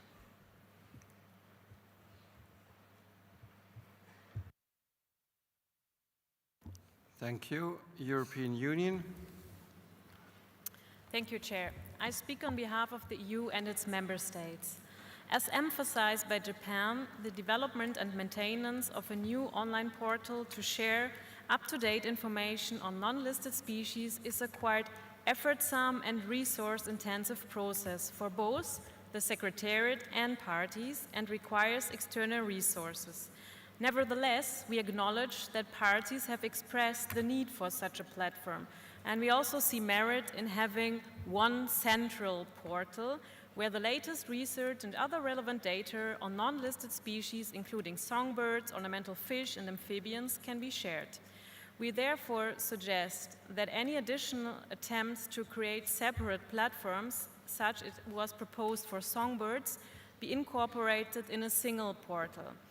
We emphasize that this is neither about developing an additional process nor about establishing an additional database to other existing platforms where similar information is available. Ultimately, we would like to echo the ACPC's conclusion that parties may propose amendments to CITES appendices, and therefore it is still the parties who decide whether to select and propose species for inclusion into the CITES appendices. So in conclusion, we support the draft decision 20AA to 20DD, which reflect the outcome and a compromise of extensive discussions that we had at SC 78. And furthermore, we also agree with deletion of decision 19.186 to 19.188. Thank you, Chair.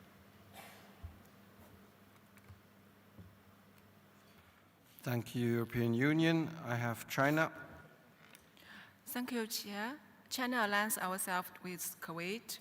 As discussed at SC 78, many parties have expressed concerns regarding the quality and accuracy of materials being uploaded. We also share the concerns expressed by the Secretary General this morning on the limited resources of Secretary staff, coupled with potentially more decisions. Therefore, we do not support the draft decisions, but we support to deletion of the decisions. Thank you. Thank you, China. After UK. Thank you, Chair. To keep it brief, the UK supports the draft decisions as amended by the Secretariat. We would also be open to the additional deletions by Canada to streamline these draft decisions. And we have just one minor amendment to reflect the Secretariat's sort of position with regard to the web page. So it would be in draft decision 20BBA to amend the start of this subparagraph to replace upload information for inclusion on the dedicated web page, a dedicated page, with share with the Secretariat the information, so that we're not prescribing that it's a dedicated page in line with the Secretariat comments. Thank you.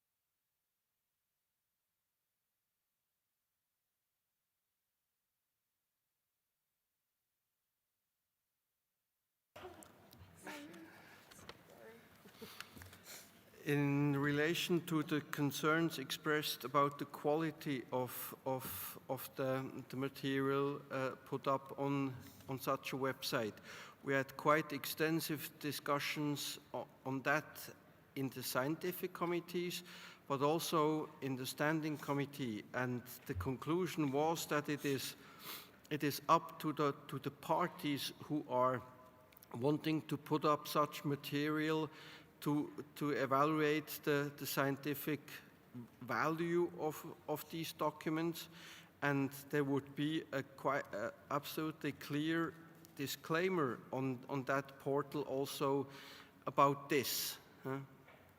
And also reminding parties that finally it's always up to the parties themselves to decide whether they want to put up a species, and if they want to have information used that would be put up, it will then always be scrutinized at the COP itself, because here we then look at such proposals, and if the information used is not good, parties see that and can then use their own evaluation whether that material is good or not.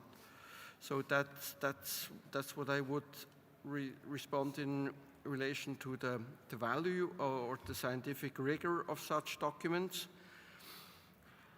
And maybe I think the Secretariat will certainly avoid of having several websites. It's just one website where information on such species would be put up and then left at the discretion of parties if they want to use it or not. So before us we have now various proposals, and I think I would like to go back to the parties who are in opposition to all parties, whether if we exclude in 20AA letter D and the whole of 20 DD, so to exclude the involvement of the Standing Committee, if that would be a compromise that parties could live with. So I open the floor for any comments on that. I see China. Thank you, Chair, for your explanation in this regard. We also have a small revision to the draft decisions to the 20BB, subparagraph A at the very first beginning, to add consult range states of related taxa and revise as necessary, and then upload information as they are in the document. And we also support the revision made by Canada and the Secretariat. Thank you so much. Can you please repeat that? Yeah, sure. To insert the following words at the 20BB subparagraph A, consult range states of related taxa and revise as necessary.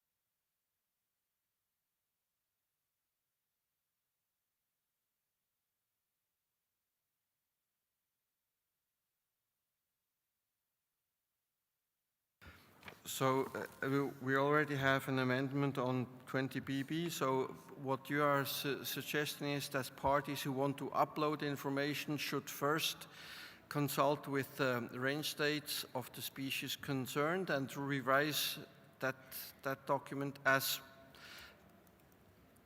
if necessary, and then share it with the Secretariat to upload it on the website. So I think that's what would be suggested by China. I have the UK. Thank you, Chair.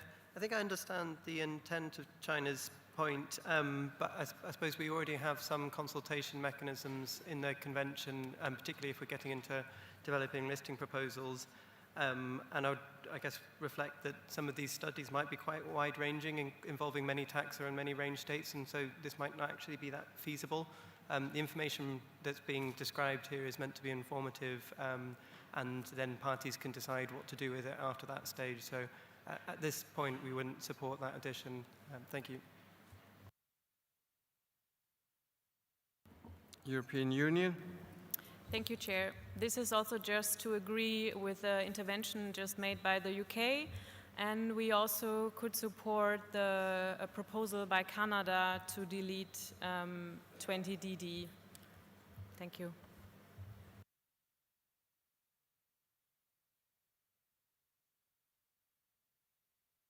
Can you please repeat that? I didn't hear whether you would be in support of the deletion by Canada. Yes, exactly. We support the deletion suggested by Canada. Thank you. Thank you.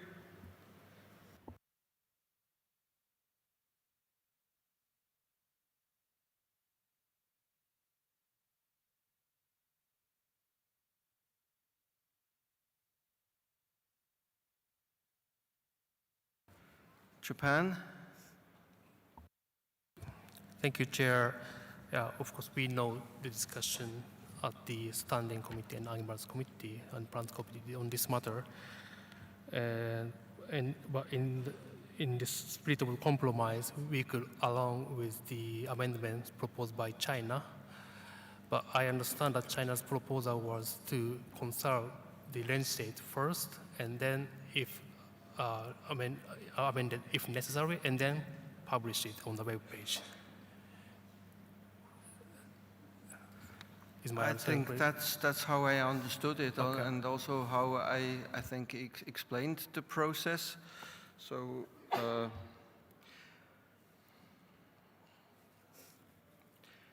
but we have not yet agreement on all of this, so I have Kuwait. Thank you, Chair. Another approach is to delete 20CC and 20DD, and we will be accepting 20BB and 20AA. Thank you, Chair.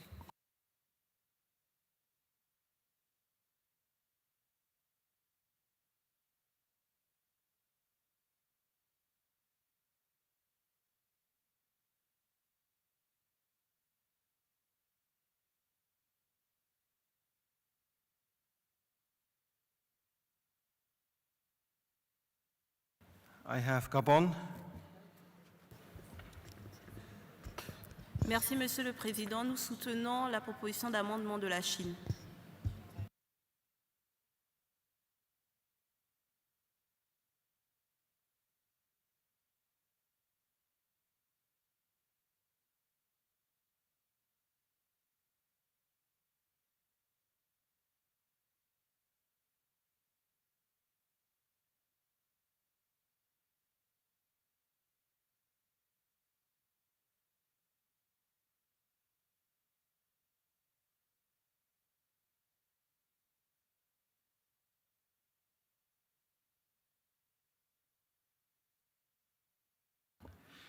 You know, I see a little problem with the addition from China. I mean, if we have been looking in the committees at documents, for instance, from the analysis that was produced by the IUCN on a whole range of species, they would have to consult probably with hundreds of parties, which I don't think is a feasible thing. They have applied scientific methodology to data that was freely available, and they have then submitted that to the committees as an example how such an analysis of species at risk may look like. And I think this would be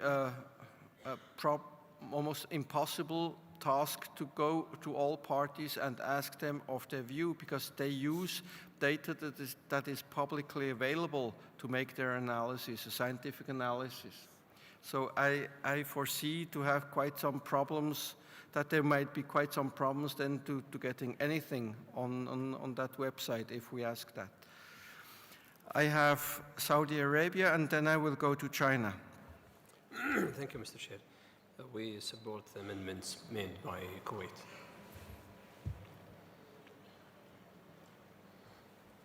Okay, you are supportive of deleting CC and DD, right? Okay, thank you, Saudi Arabia. China? Thank you, Chair. I think I can understand what the concerns of EU, UK, and also Chairman yourself. But we do think the ring states should be part of this process. At least here, we can constrain the words to consult ring states of related endemic species. So for those endemic species, I think we think it should consult, at least consult the ring states. Thank you so much. Thank you, China. So the proposal would be to have on 20BB consult range states of concerned endemic species and to revise, if appropriate, share with the Secretariat for inclusion on the dedicated web page.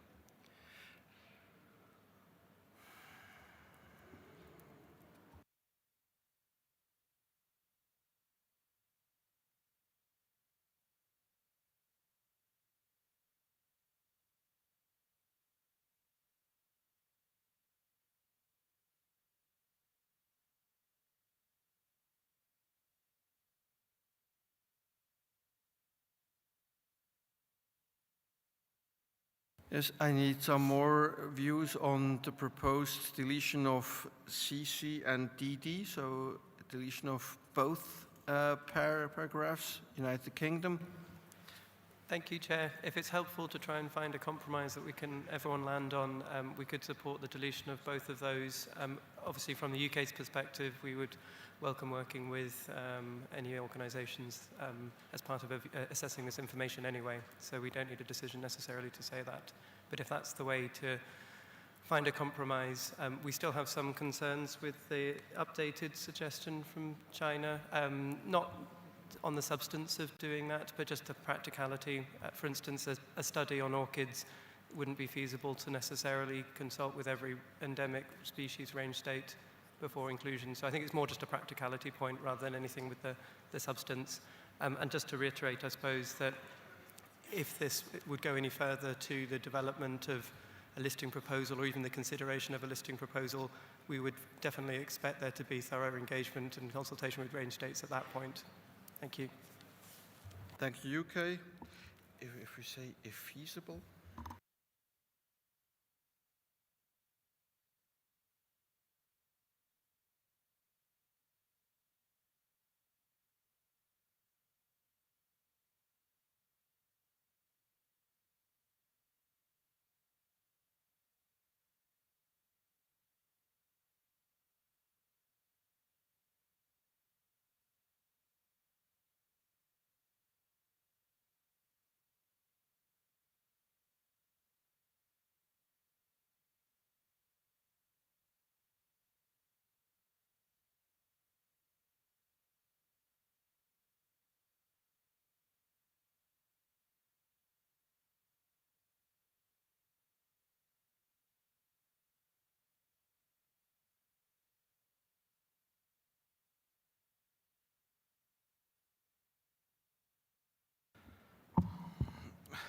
Well, maybe a common ground could be letter A would read consult range states of concerned endemic taxa, comma, if feasible, comma, revise as necessary and share with the Secretariat the information described in Decision 20AA.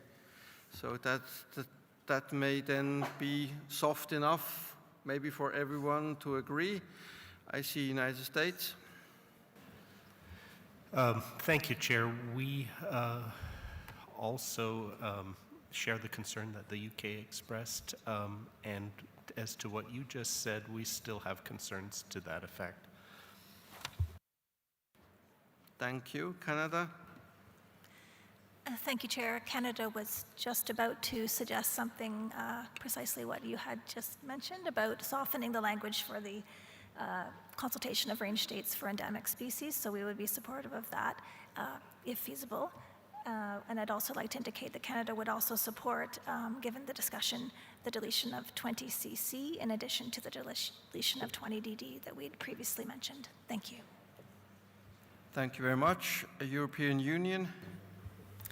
Thank you, Chair. So echoing what also UK and US just said, we understand the intent of China, but we fear a bit that we are duplicating processes here and would like overburden this process and put unnecessary work to range states that need to review all the information, having in mind that this portal is only for information.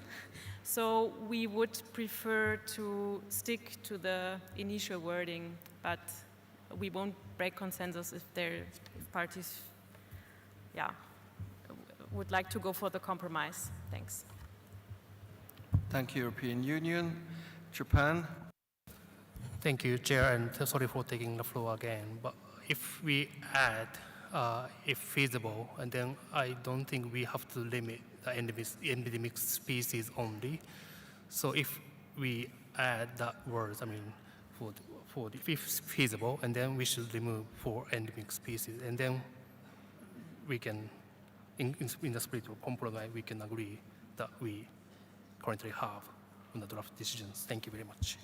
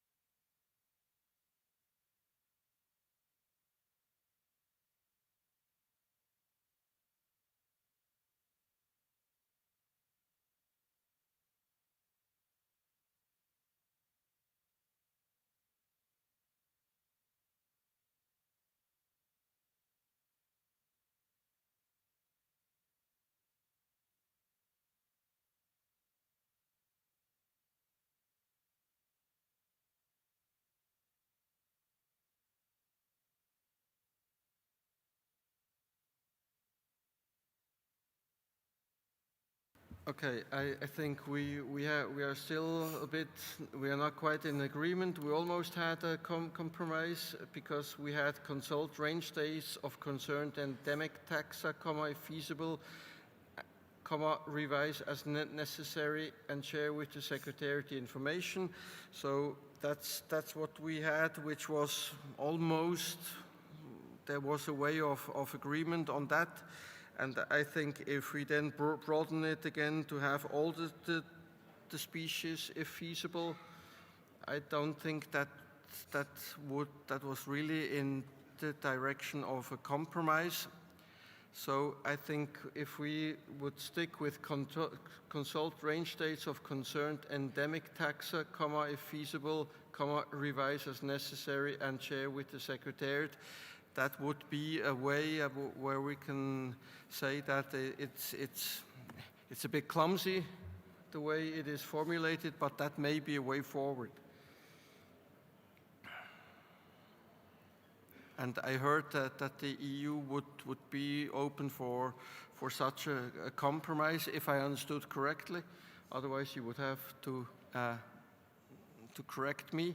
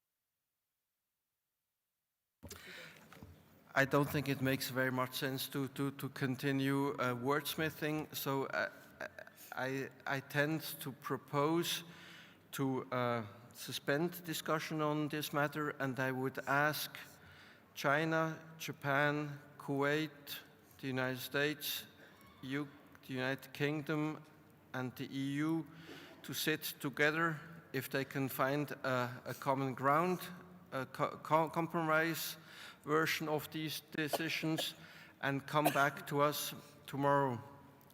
So I would propose to this as a way forward, because I don't think we will have a solution right now, so that's what I would be proposing.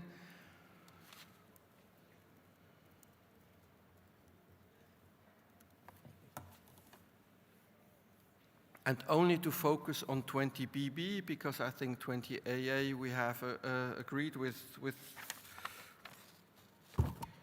yeah, and also not on CC, because I think there's agreement to delete CC and DD, so only focus on 20BB to see if they can find a common ground. I don't see any opposition to that way forward. I see Japan. Thank you, Chair. I don't oppose your suggestion to go way forward, but in order to understand clearly, could you explain why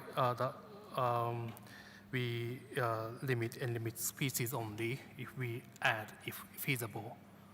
So if there are like 3 or 4 range states, and then if feasible, the proponent could consult before submitting that information.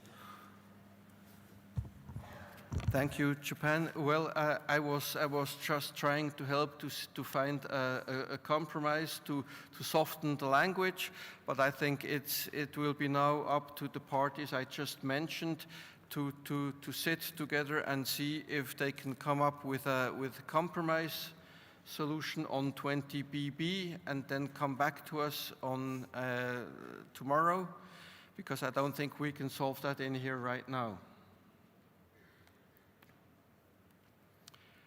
Okay, so that's how we deal with this matter, and we will revisit document CoP20 Doc 72 tomorrow.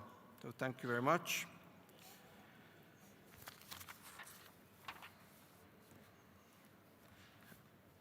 Now we turn our attention to document CoP20 Doc 110 on standard nomenclature.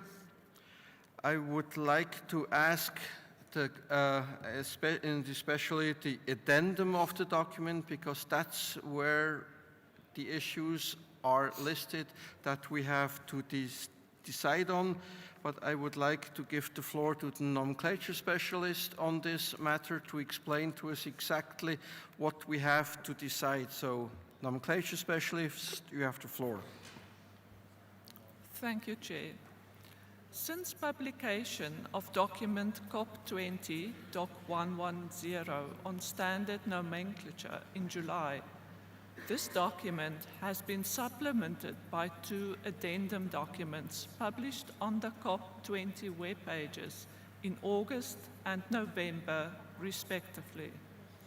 Addendum 1 provide a number of additional proposed standard references for species or species groups proposed for inclusion in the CITES appendices under agenda item 114, for which no or now outdated nomenclature references have been adopted by the parties. The adoption of such proposed standard references would be contingent on the adoption of the pertinent proposals. Addendum 2 incorporates these additional proposed standard references in its annexes 1 and 2 and provides a small number of corrections to the citations of standard references originally presented in annexes 2 and 3 to the original document CoP20 Doc 110.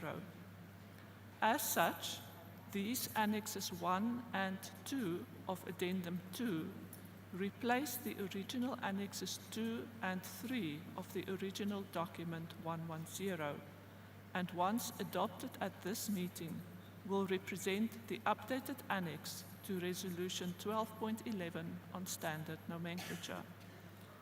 The Conference of the Parties are therefore invited to A, adopt the draft decisions contained in Annex 1 to the original COP20 Doc 110, B and C, to adopt the proposed revisions to the Annex to Resolution Conf 12.11 Rev COP 19 on standard nomenclature concerning flora and fauna as presented in Annexes 1 and 2 respectively to document COP20 Doc 110 add 2.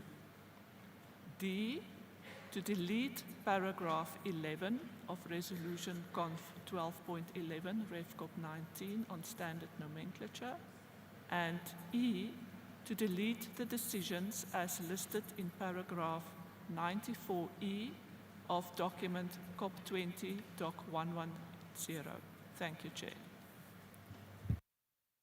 Thank you, Nomenclature Specialist.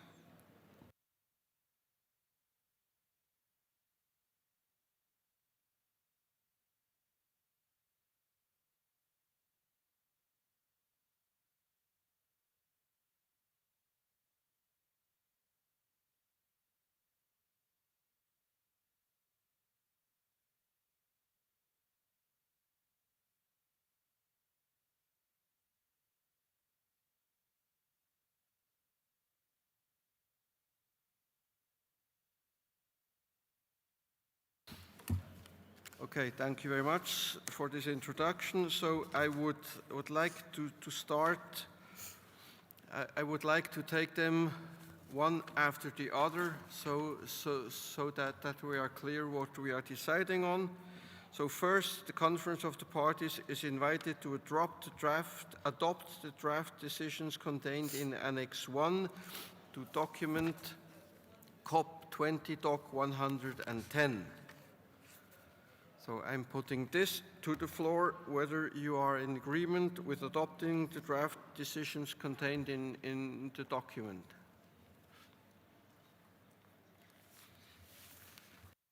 United States. Thank you, Chair. We could use some clarification. Is this for all fauna and flora or not? We thought it might be taken sort of an issue at a time.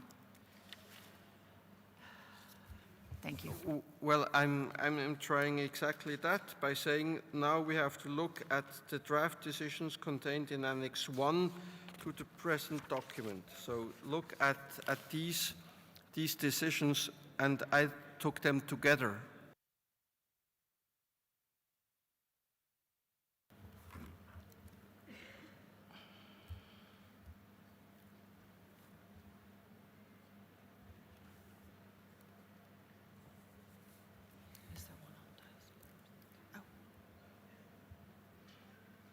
My line is hot. Are you calling on me? You can go ahead. Okay, thank you. Sorry. Okay, I'm not sure. I'm hoping I can follow this properly. We do have 3 comments on the flora,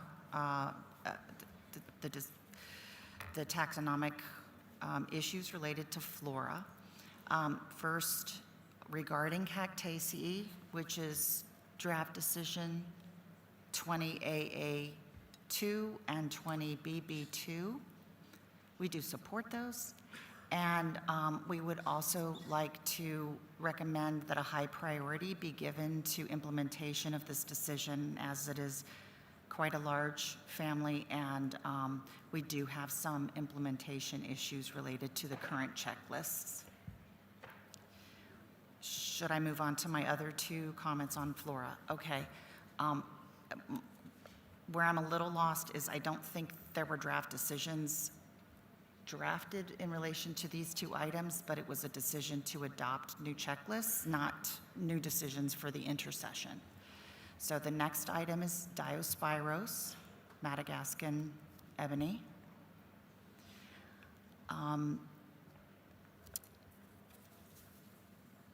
So while we support adoption of the new checklist, We are concerned that the new checklist attributes the work to the CITES Secretariat rather than to the well-known taxon experts who were responsible for this work.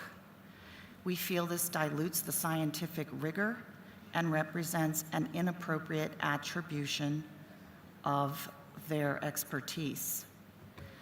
We understand that this has something to do with the CITES publication guidance, and we do hope to further discuss this issue intersessionally among the committees. So we will support the adoption. We would prefer amending the citation to give attribution to the two experts, but if that is not possible at this time, we will look forward to discussing this in the intersession.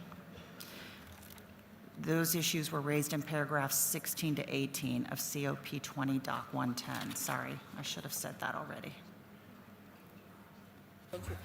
Yes. Okay. United States, you are. First, I wanted to look at the decisions contained in Annex 1. That's what I wanted to look at. I haven't opened up the discussion on Annex 2 yet. So first, look at the decisions in Annex 1, and I have heard you that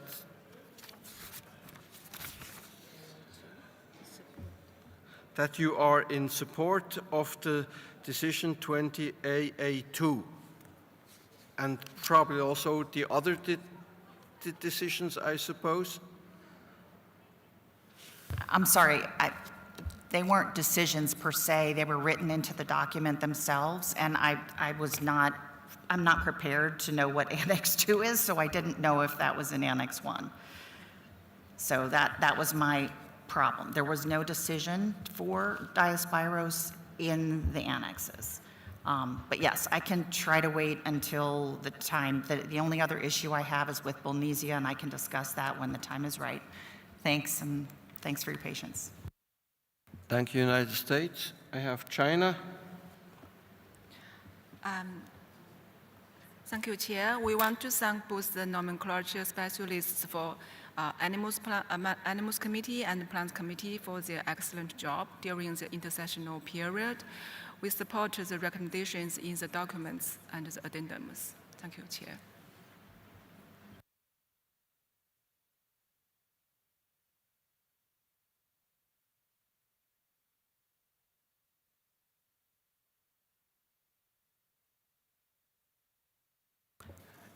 I know it is a complicated document. It really is. It has a lot of issues. I want to go through it structured.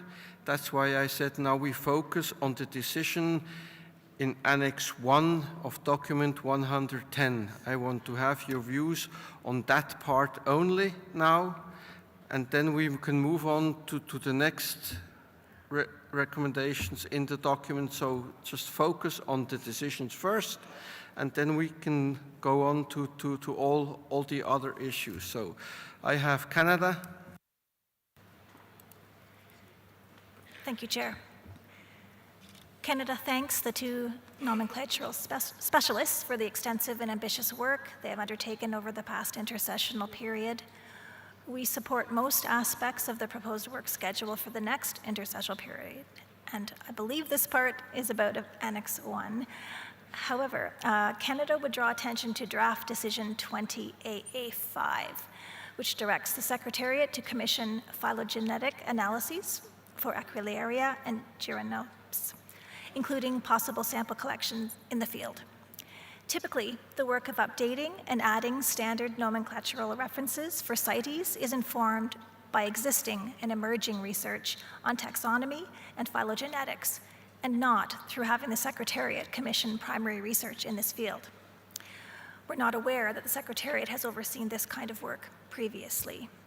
Therefore, we would be not supportive of draft decision 20AA5, particularly given that both genera are listed on Appendix 1 in their entirety.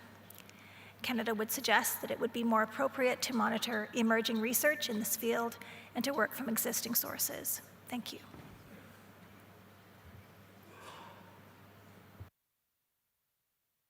Thank you, Canada. So you do not support 20AA5. So I go back to the United States.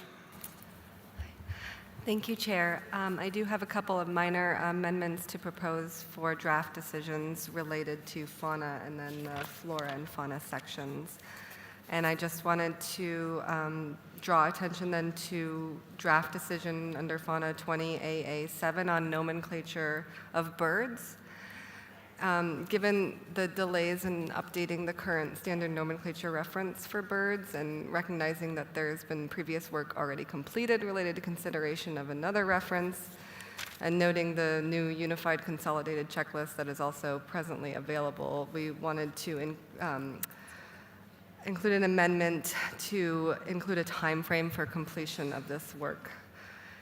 And so I'd recommend that after, as well as the consolidated checklist of birds of the world, insert a comma and strike out in preparation and put in AVI list, comma, and develop a recommendation for consideration at the 21st meeting of the Conference of the Parties. And then I just had one very minor amendment related to draft decision 20AA8, related to the preparation of checklists. In subparagraph B, we would request for clarity that the term agreed be replaced with recommended, so that the draft decision reads, support the preparation of checklists for the revised list of priority taxa recommended by the Animals and Plants Committees. And that's all. Thank you. Can you please repeat your edit on 20AA7? Yes. Yes, so after, as well as the consolidated checklist of birds of the world, we would insert comma, AVI list, A-V-I-L-I-S-T, which is my understanding is the name of the consolidated checklist that is under consideration, and strike out in preparation. We would then insert another comma and develop a recommendation for consideration at the 21st meeting of the Conference of the Parties. Thank you. Thank you. Everyone's sneezing and blowing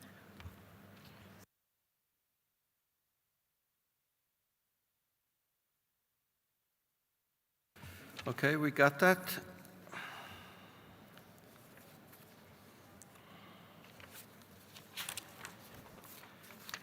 So, Canada.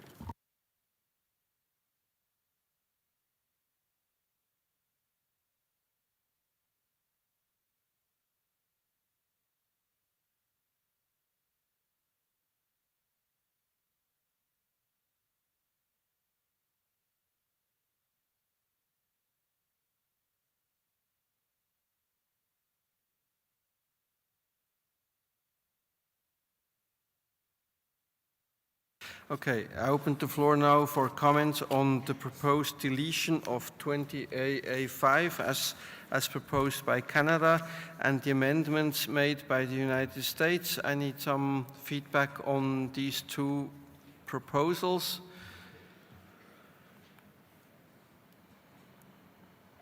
China? Yes, thank you, Chair. We will support Canada for the revision. Thank you.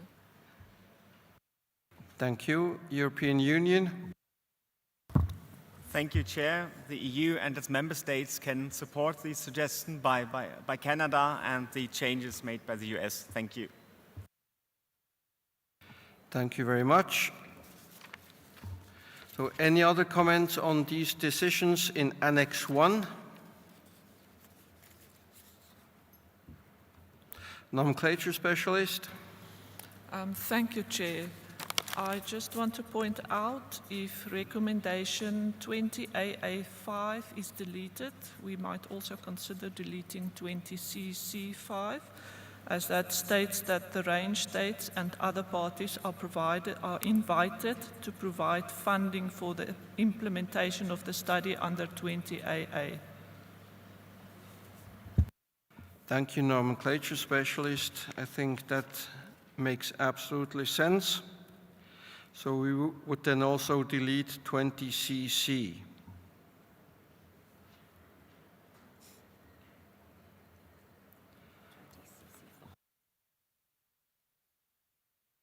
20cc5 to be clear, yes, okay. I don't see anybody asking for the floor, so the committee accepts the decisions contained in document CoP20 110 and also as amended by Canada and the nomenclature specialists of flora and the United States. Okay, then we move on to the second recommendations we have to look at.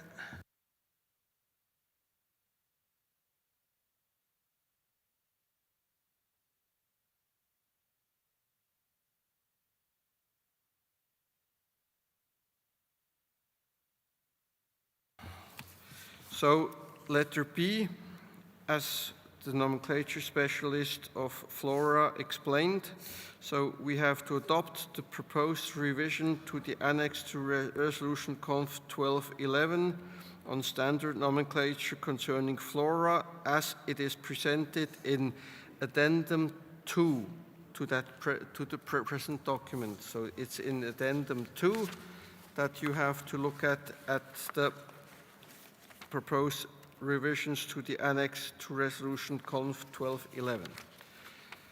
So I'm asking parties now to consider that and provide feedback on that proposal.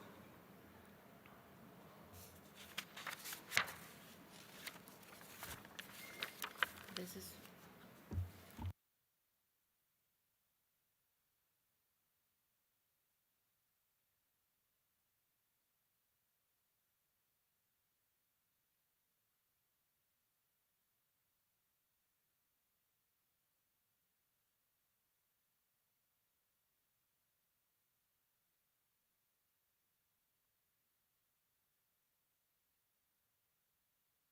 United States.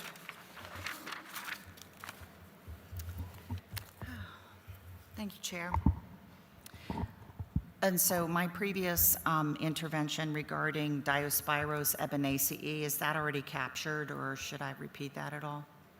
Please repeat it. Now we are Okay. at this annex, Great. and I would like to have you repeat it. Thank you. Thank you, and my apologies. Okay, so under the family name Ebenezeae, there is a proposal to adopt a new, an updated checklist to the genus Diospyros, the taxa of Madagascar. And we note that this, this work is actually that of well-known taxonomists from Madagascar and the Missouri Botanic Garden.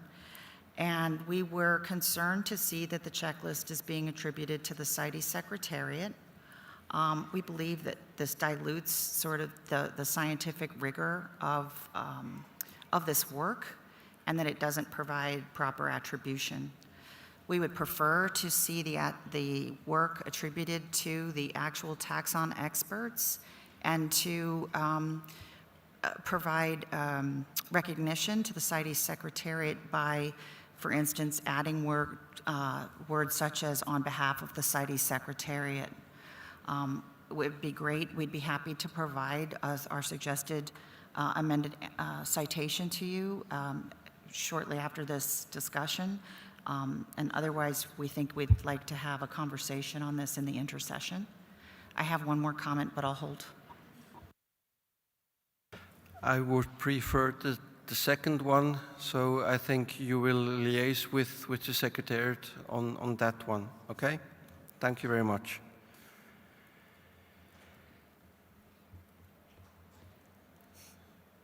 If I have nobody, yes, United States? Sorry. Okay, so I was looking for the family name on this because it wasn't, I didn't realize we'd be working on it this way. My next issue concerns Bullnesia, and moments ago I knew what family that was, but I have no idea anymore. What I think I'll go ahead, if it's okay, should we wait till we find the family? It is Zygophyllaceae. Okay, that's what I thought, but then I looked and I couldn't see it again. It's on page 8. Oh, aha, I know why.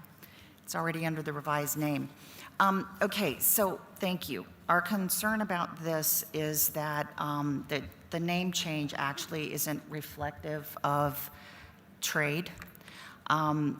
We prefer retaining the name Bolnesia sarmientoi, despite the fact that there's been recent work that has determined that the accepted name should be Gonopterodendron. We note that the International Organization for Standardization, otherwise known as ISO, recognizes Bolnesia sarmientoi as the legitimate name for guaiac wood. This is significant for international trade as the ISO standard underpins product identification, certification, and labeling practices across markets. In addition, U.S. federal labeling law recognizes Bolnesia sarmientoi for use in trade. And this is often what we do in the United States. We do step down international standards and put it into our law. CITES tends to be conservative in their acceptance of taxonomic changes, in part because trade and industry tend to be conservative as well. As such, we believe this change has enforcement implications, and therefore we ask parties to forego adoption of the revised taxonomy at this time. Thank you, Chair. That completes our comments on flora for this annex. Thank you. Thank you, United States. So you are asking not to adopt that change under Zygophyllaceae and to retain it as Bolnesia sarmientoi. I have the UK. Thank you, Chair. The United Kingdom would like to thank the two nomenclature specialists for their work in the last intersessional period. The United Kingdom can support the United States of America in retaining the name Bolnesia sarmientoi, as this is the main name used in trade, and this nomenclatural change may cause confusion with traders and at the border. We recommend Plants Committee discusses the names for the species further in the next intersessional period. Thank you. Thank you, UK. Russian Federation. Thank you, Chair. I would like to attract your attention to the page 3, the item 21B, small b. Here I just read shortly. Noted that the draft checklist provided 8 unpublished species and requested for nomenclature specialist and so on. So in my opinion, unpublished species cannot be included in the list until the publications will be issued with descriptions of these species. It is very important. We cannot include unpublished name in the list. Thank you very much. Is it clear? Are you talking about the document 110? Yeah, 110, the page number 3, the genus Diospyros from Madagascar.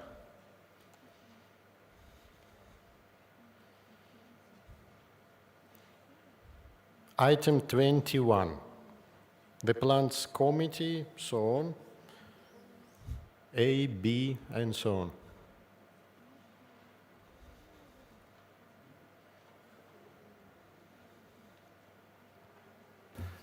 Thank you, Russia. This is the summary record of the Plants Committee meeting 27. So that summary record has been adopted by the Plants Committee. So I don't think we can go back and change that.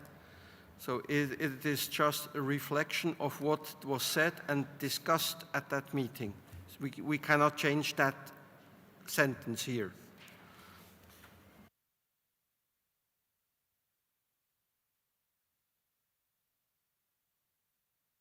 Nomenclature specialist. Thank you, Chair. Perhaps I can just provide some further clarity. So although these 8 unpublished names does appear in the checklist that was developed for this genus, These names will not appear as accepted names in the CITES checklist of species or Species Plus. And here I would like to refer parties to information document 83 that was published earlier today. This is a document prepared by UNEP WCMC where they explain how different types of names are treated in the CITES database. And there they clearly state that these unpublished names will not be treated as accepted names, but they will be treated as synonyms of the genus Diospyros. So they will appear, but it will not be as accepted names, and I hope that will be acceptable to the parties. Thank you. I see nodding, so I think that's good. Thank you very much for that clarification.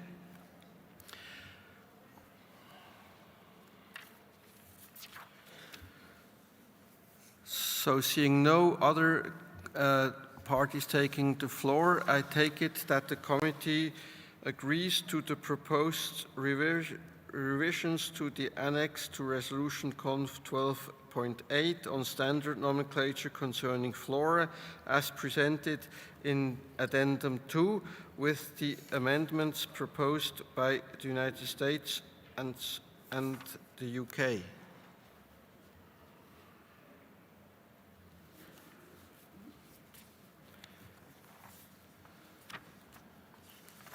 Okay, now we turn to fauna.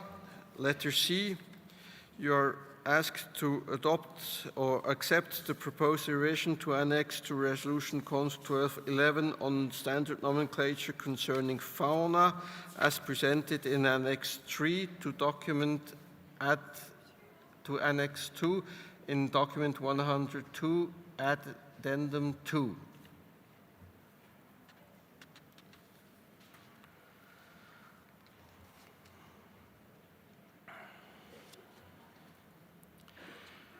Seeing nobody asking for the floor, the committee accepts the proposed revisions contained in Annex 2 to 110 Addendum 2.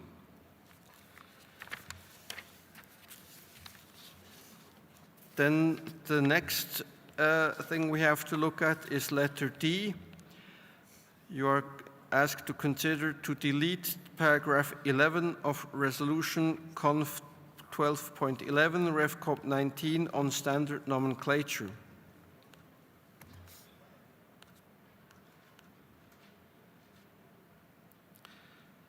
So the committee agrees to delete paragraph 11 of Resolution Conf 12.11 on standard nomenclature.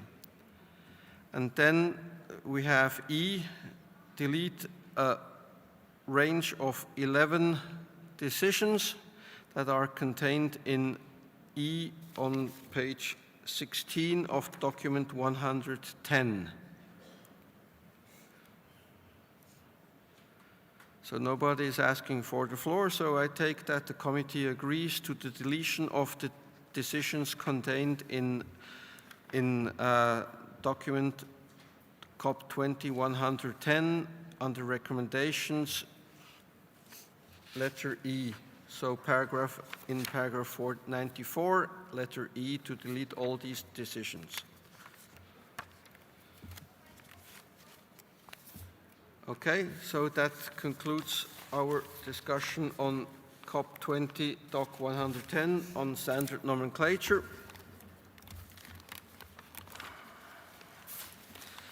Now we move to the next agenda item, which is CoP20 Doc 111 on nomenclature of Appendix 3 listings.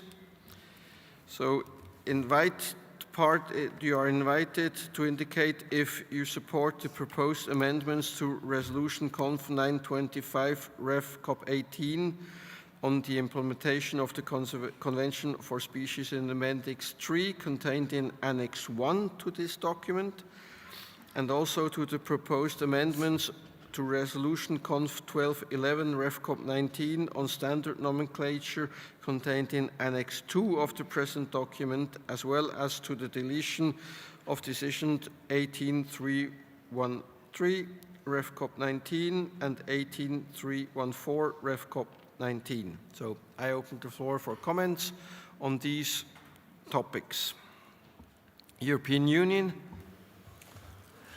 Thank you, Chair. I speak on behalf of the EU and its member states. The EU and its member states would like to thank the Standing Committee and the Specialist on Botanical and Zoological Nomenclature for the preparation of this document. We propose to make a small amendment to the proposed amendments of Resolution Conf 1211 to ensure that all possible consequences. Can you hear me? The microphone is... European Union, I think you do have a technical problem. I Yes. would like to ask the technicians to take care of that because we cannot hear you partly.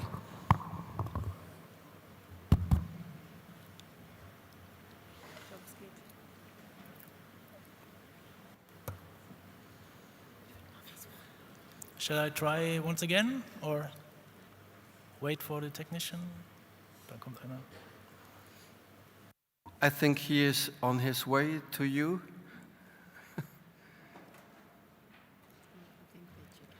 But maybe give it another try.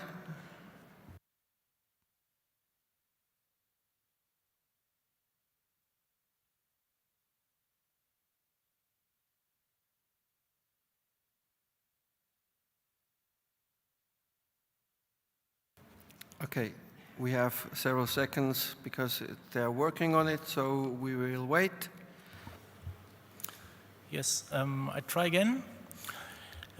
We propose to make a small amendment or addition to the proposed amendments of Resolution Conf 1211 to ensure that all possible consequences of a nomenclatural change can be taken into account and implemented by affected countries. In Annex 2 to Document 111, the proposed amendments to Resolution Conf 1211 are presented. In Section 2, small g, the last new sentence would propose to add the insertion and the relevant wording starts in the third last line of the paragraph, reading, encourage the party or parties to revise the nomenclature, and now the addition starts, and, comma, if necessary, comma, the taxonomic scope. And then it goes on with the original wording of their Appendix 3 listing and so on. We think that this would clarify the meaning of the paragraph. Shall I read it again? Or is that clear? I think it is clear, so you would like to have inserted after encourage the party or parties to revise the nomenclature and, if necessary, the taxonomic scope of their Appendix 3 listing. Correct, thank you. Thank you very much.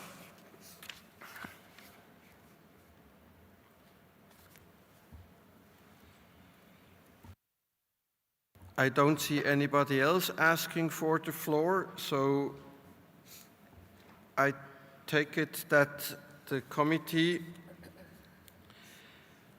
accepts the proposed amendments to Resolution 925 Rep CoP18 on the implementation of the Convention for Species in Appendix 3 contained in Annex 1 to the document, and the proposed amendments to Resolution Conf 1211 Ref CoP19 on standard nomenclature contained in Annex 2 with the amendments proposed by the European Union, as well as the deletion of decisions 18313 Ref CoP19 and 18314 Ref CoP19.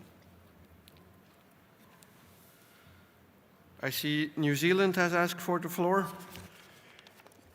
Yes, sorry, Chair. I was distracted when this item came up. It was just one very minor amendment we were going to suggest.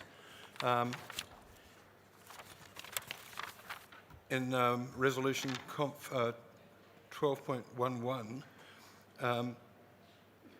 it's just to add the word scientific ahead of the word. So 2F would read, whenever a change in the scientific name of a taxon included in the appendices is proposed and so on, rather than whenever a change in the name of a taxon. So that just to be consistent between the two resolutions, please. Thank you very much. I think that is helpful. So we also adopt the amendment proposed by New Zealand just now on resolution conf 1211 as contained in Annex 2 of this document.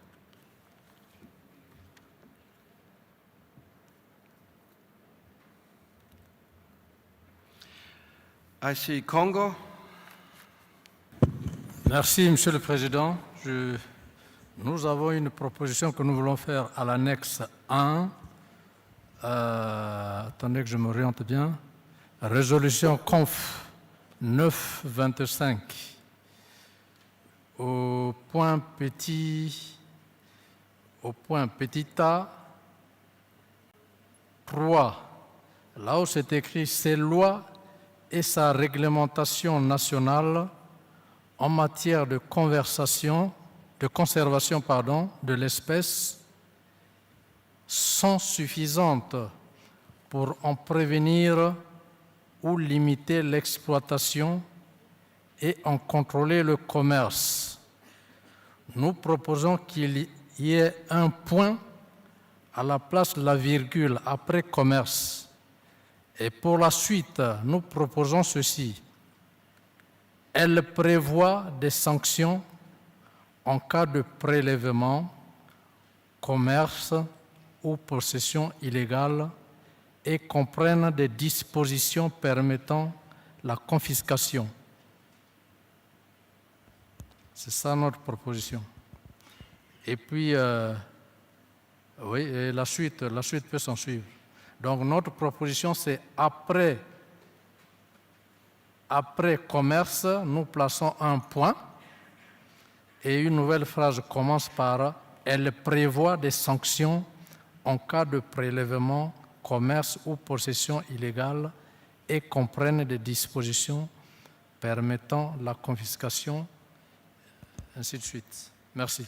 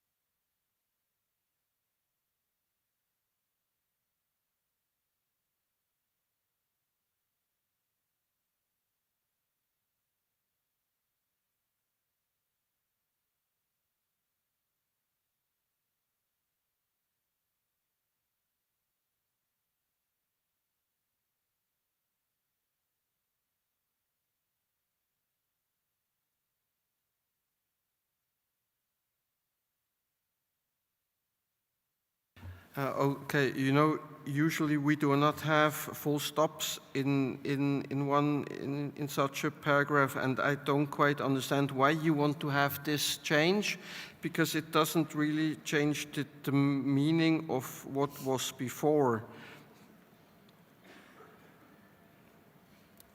Yes, Congo? Parce que je ne vois pas une cohésion entre la première partie, donc dans ce paragraphe-là, je ne vois pas une cohésion entre le début de cette phrase et le verbe prévoit des sanctions. La première partie de ce paragraphe-là, il n'y a pas une bonne cohésion avec le verbe prévoit des sanctions en cas de prélèvement. Merci.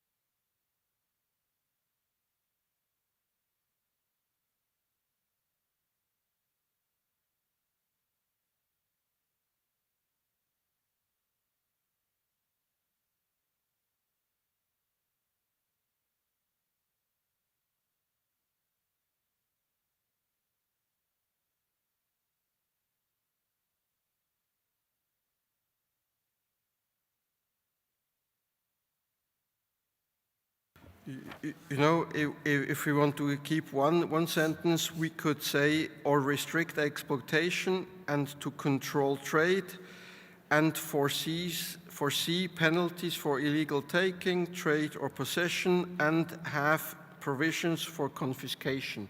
Then it would be one sentence, and I think that would then work.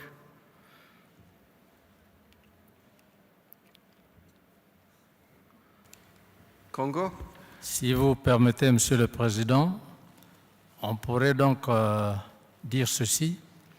Ces lois et sa réglementation nationale en matière de conservation de l'espèce sont suffisantes pour en prévenir ou limiter l'exploitation et en contrôler le commerce en prévoyant des sanctions en cas de prélèvement, commerce ou possession illégale et comprennent des dispositions permettant. Voilà. Donc j'ajoute en prévoyant.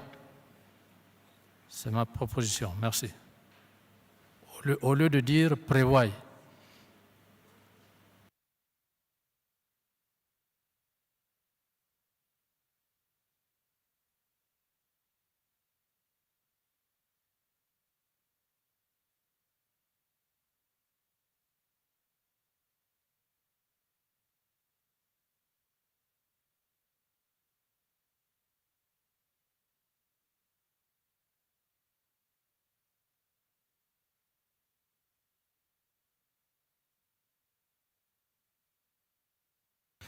Okay, so it would read, its international laws and regulations for the conservation of species are adequate to prevent or restrict exploitation and to control trade, foreseeing penalties for illegal taking, trade or possession, and including provisions for confiscation.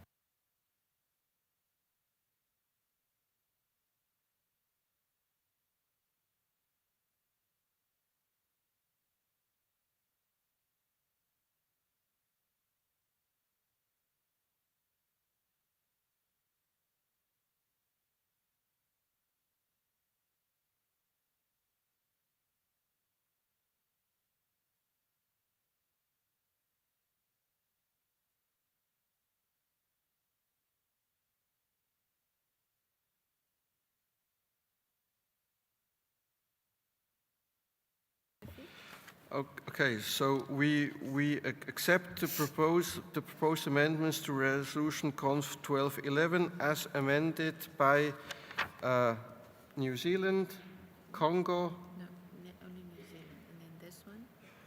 Oh, and we also, okay, let me start again.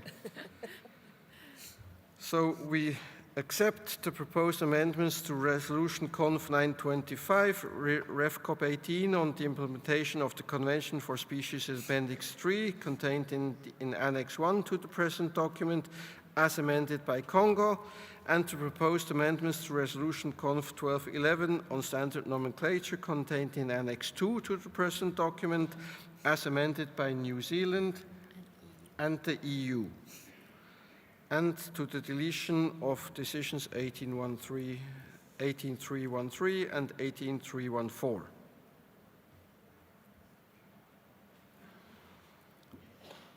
Okay, so this concludes the discussion on COP20 Doc 111. So what do we do now?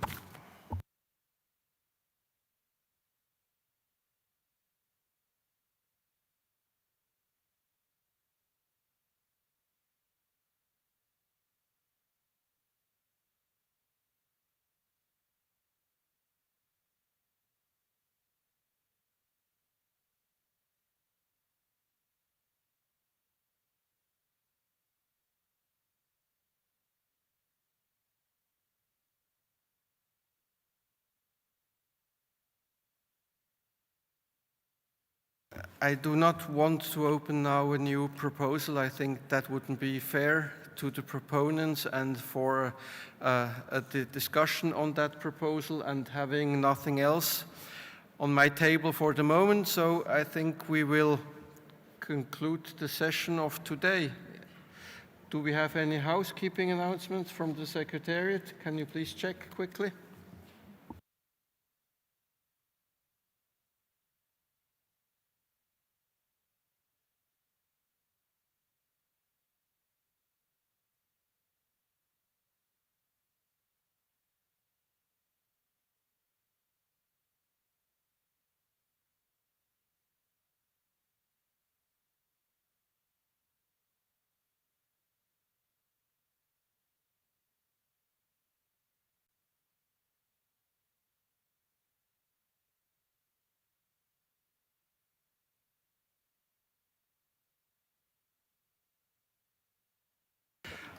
Secretary, please. Thank you. There's a Finance and Budget Working Group in Snow Leopard from 6:30 to 8:30 tonight. Thank you, Chair. Thank you. So before finishing today's session, I would like to remind the parties that I identified to look at CoP20 Doc 72 on identifying information on species at risk, that I asked to consider decision BB to come together and to see propose then a way forward tomorrow. So just reminding them of that. So with this, I close today's session and wish you a nice evening. See you tomorrow morning.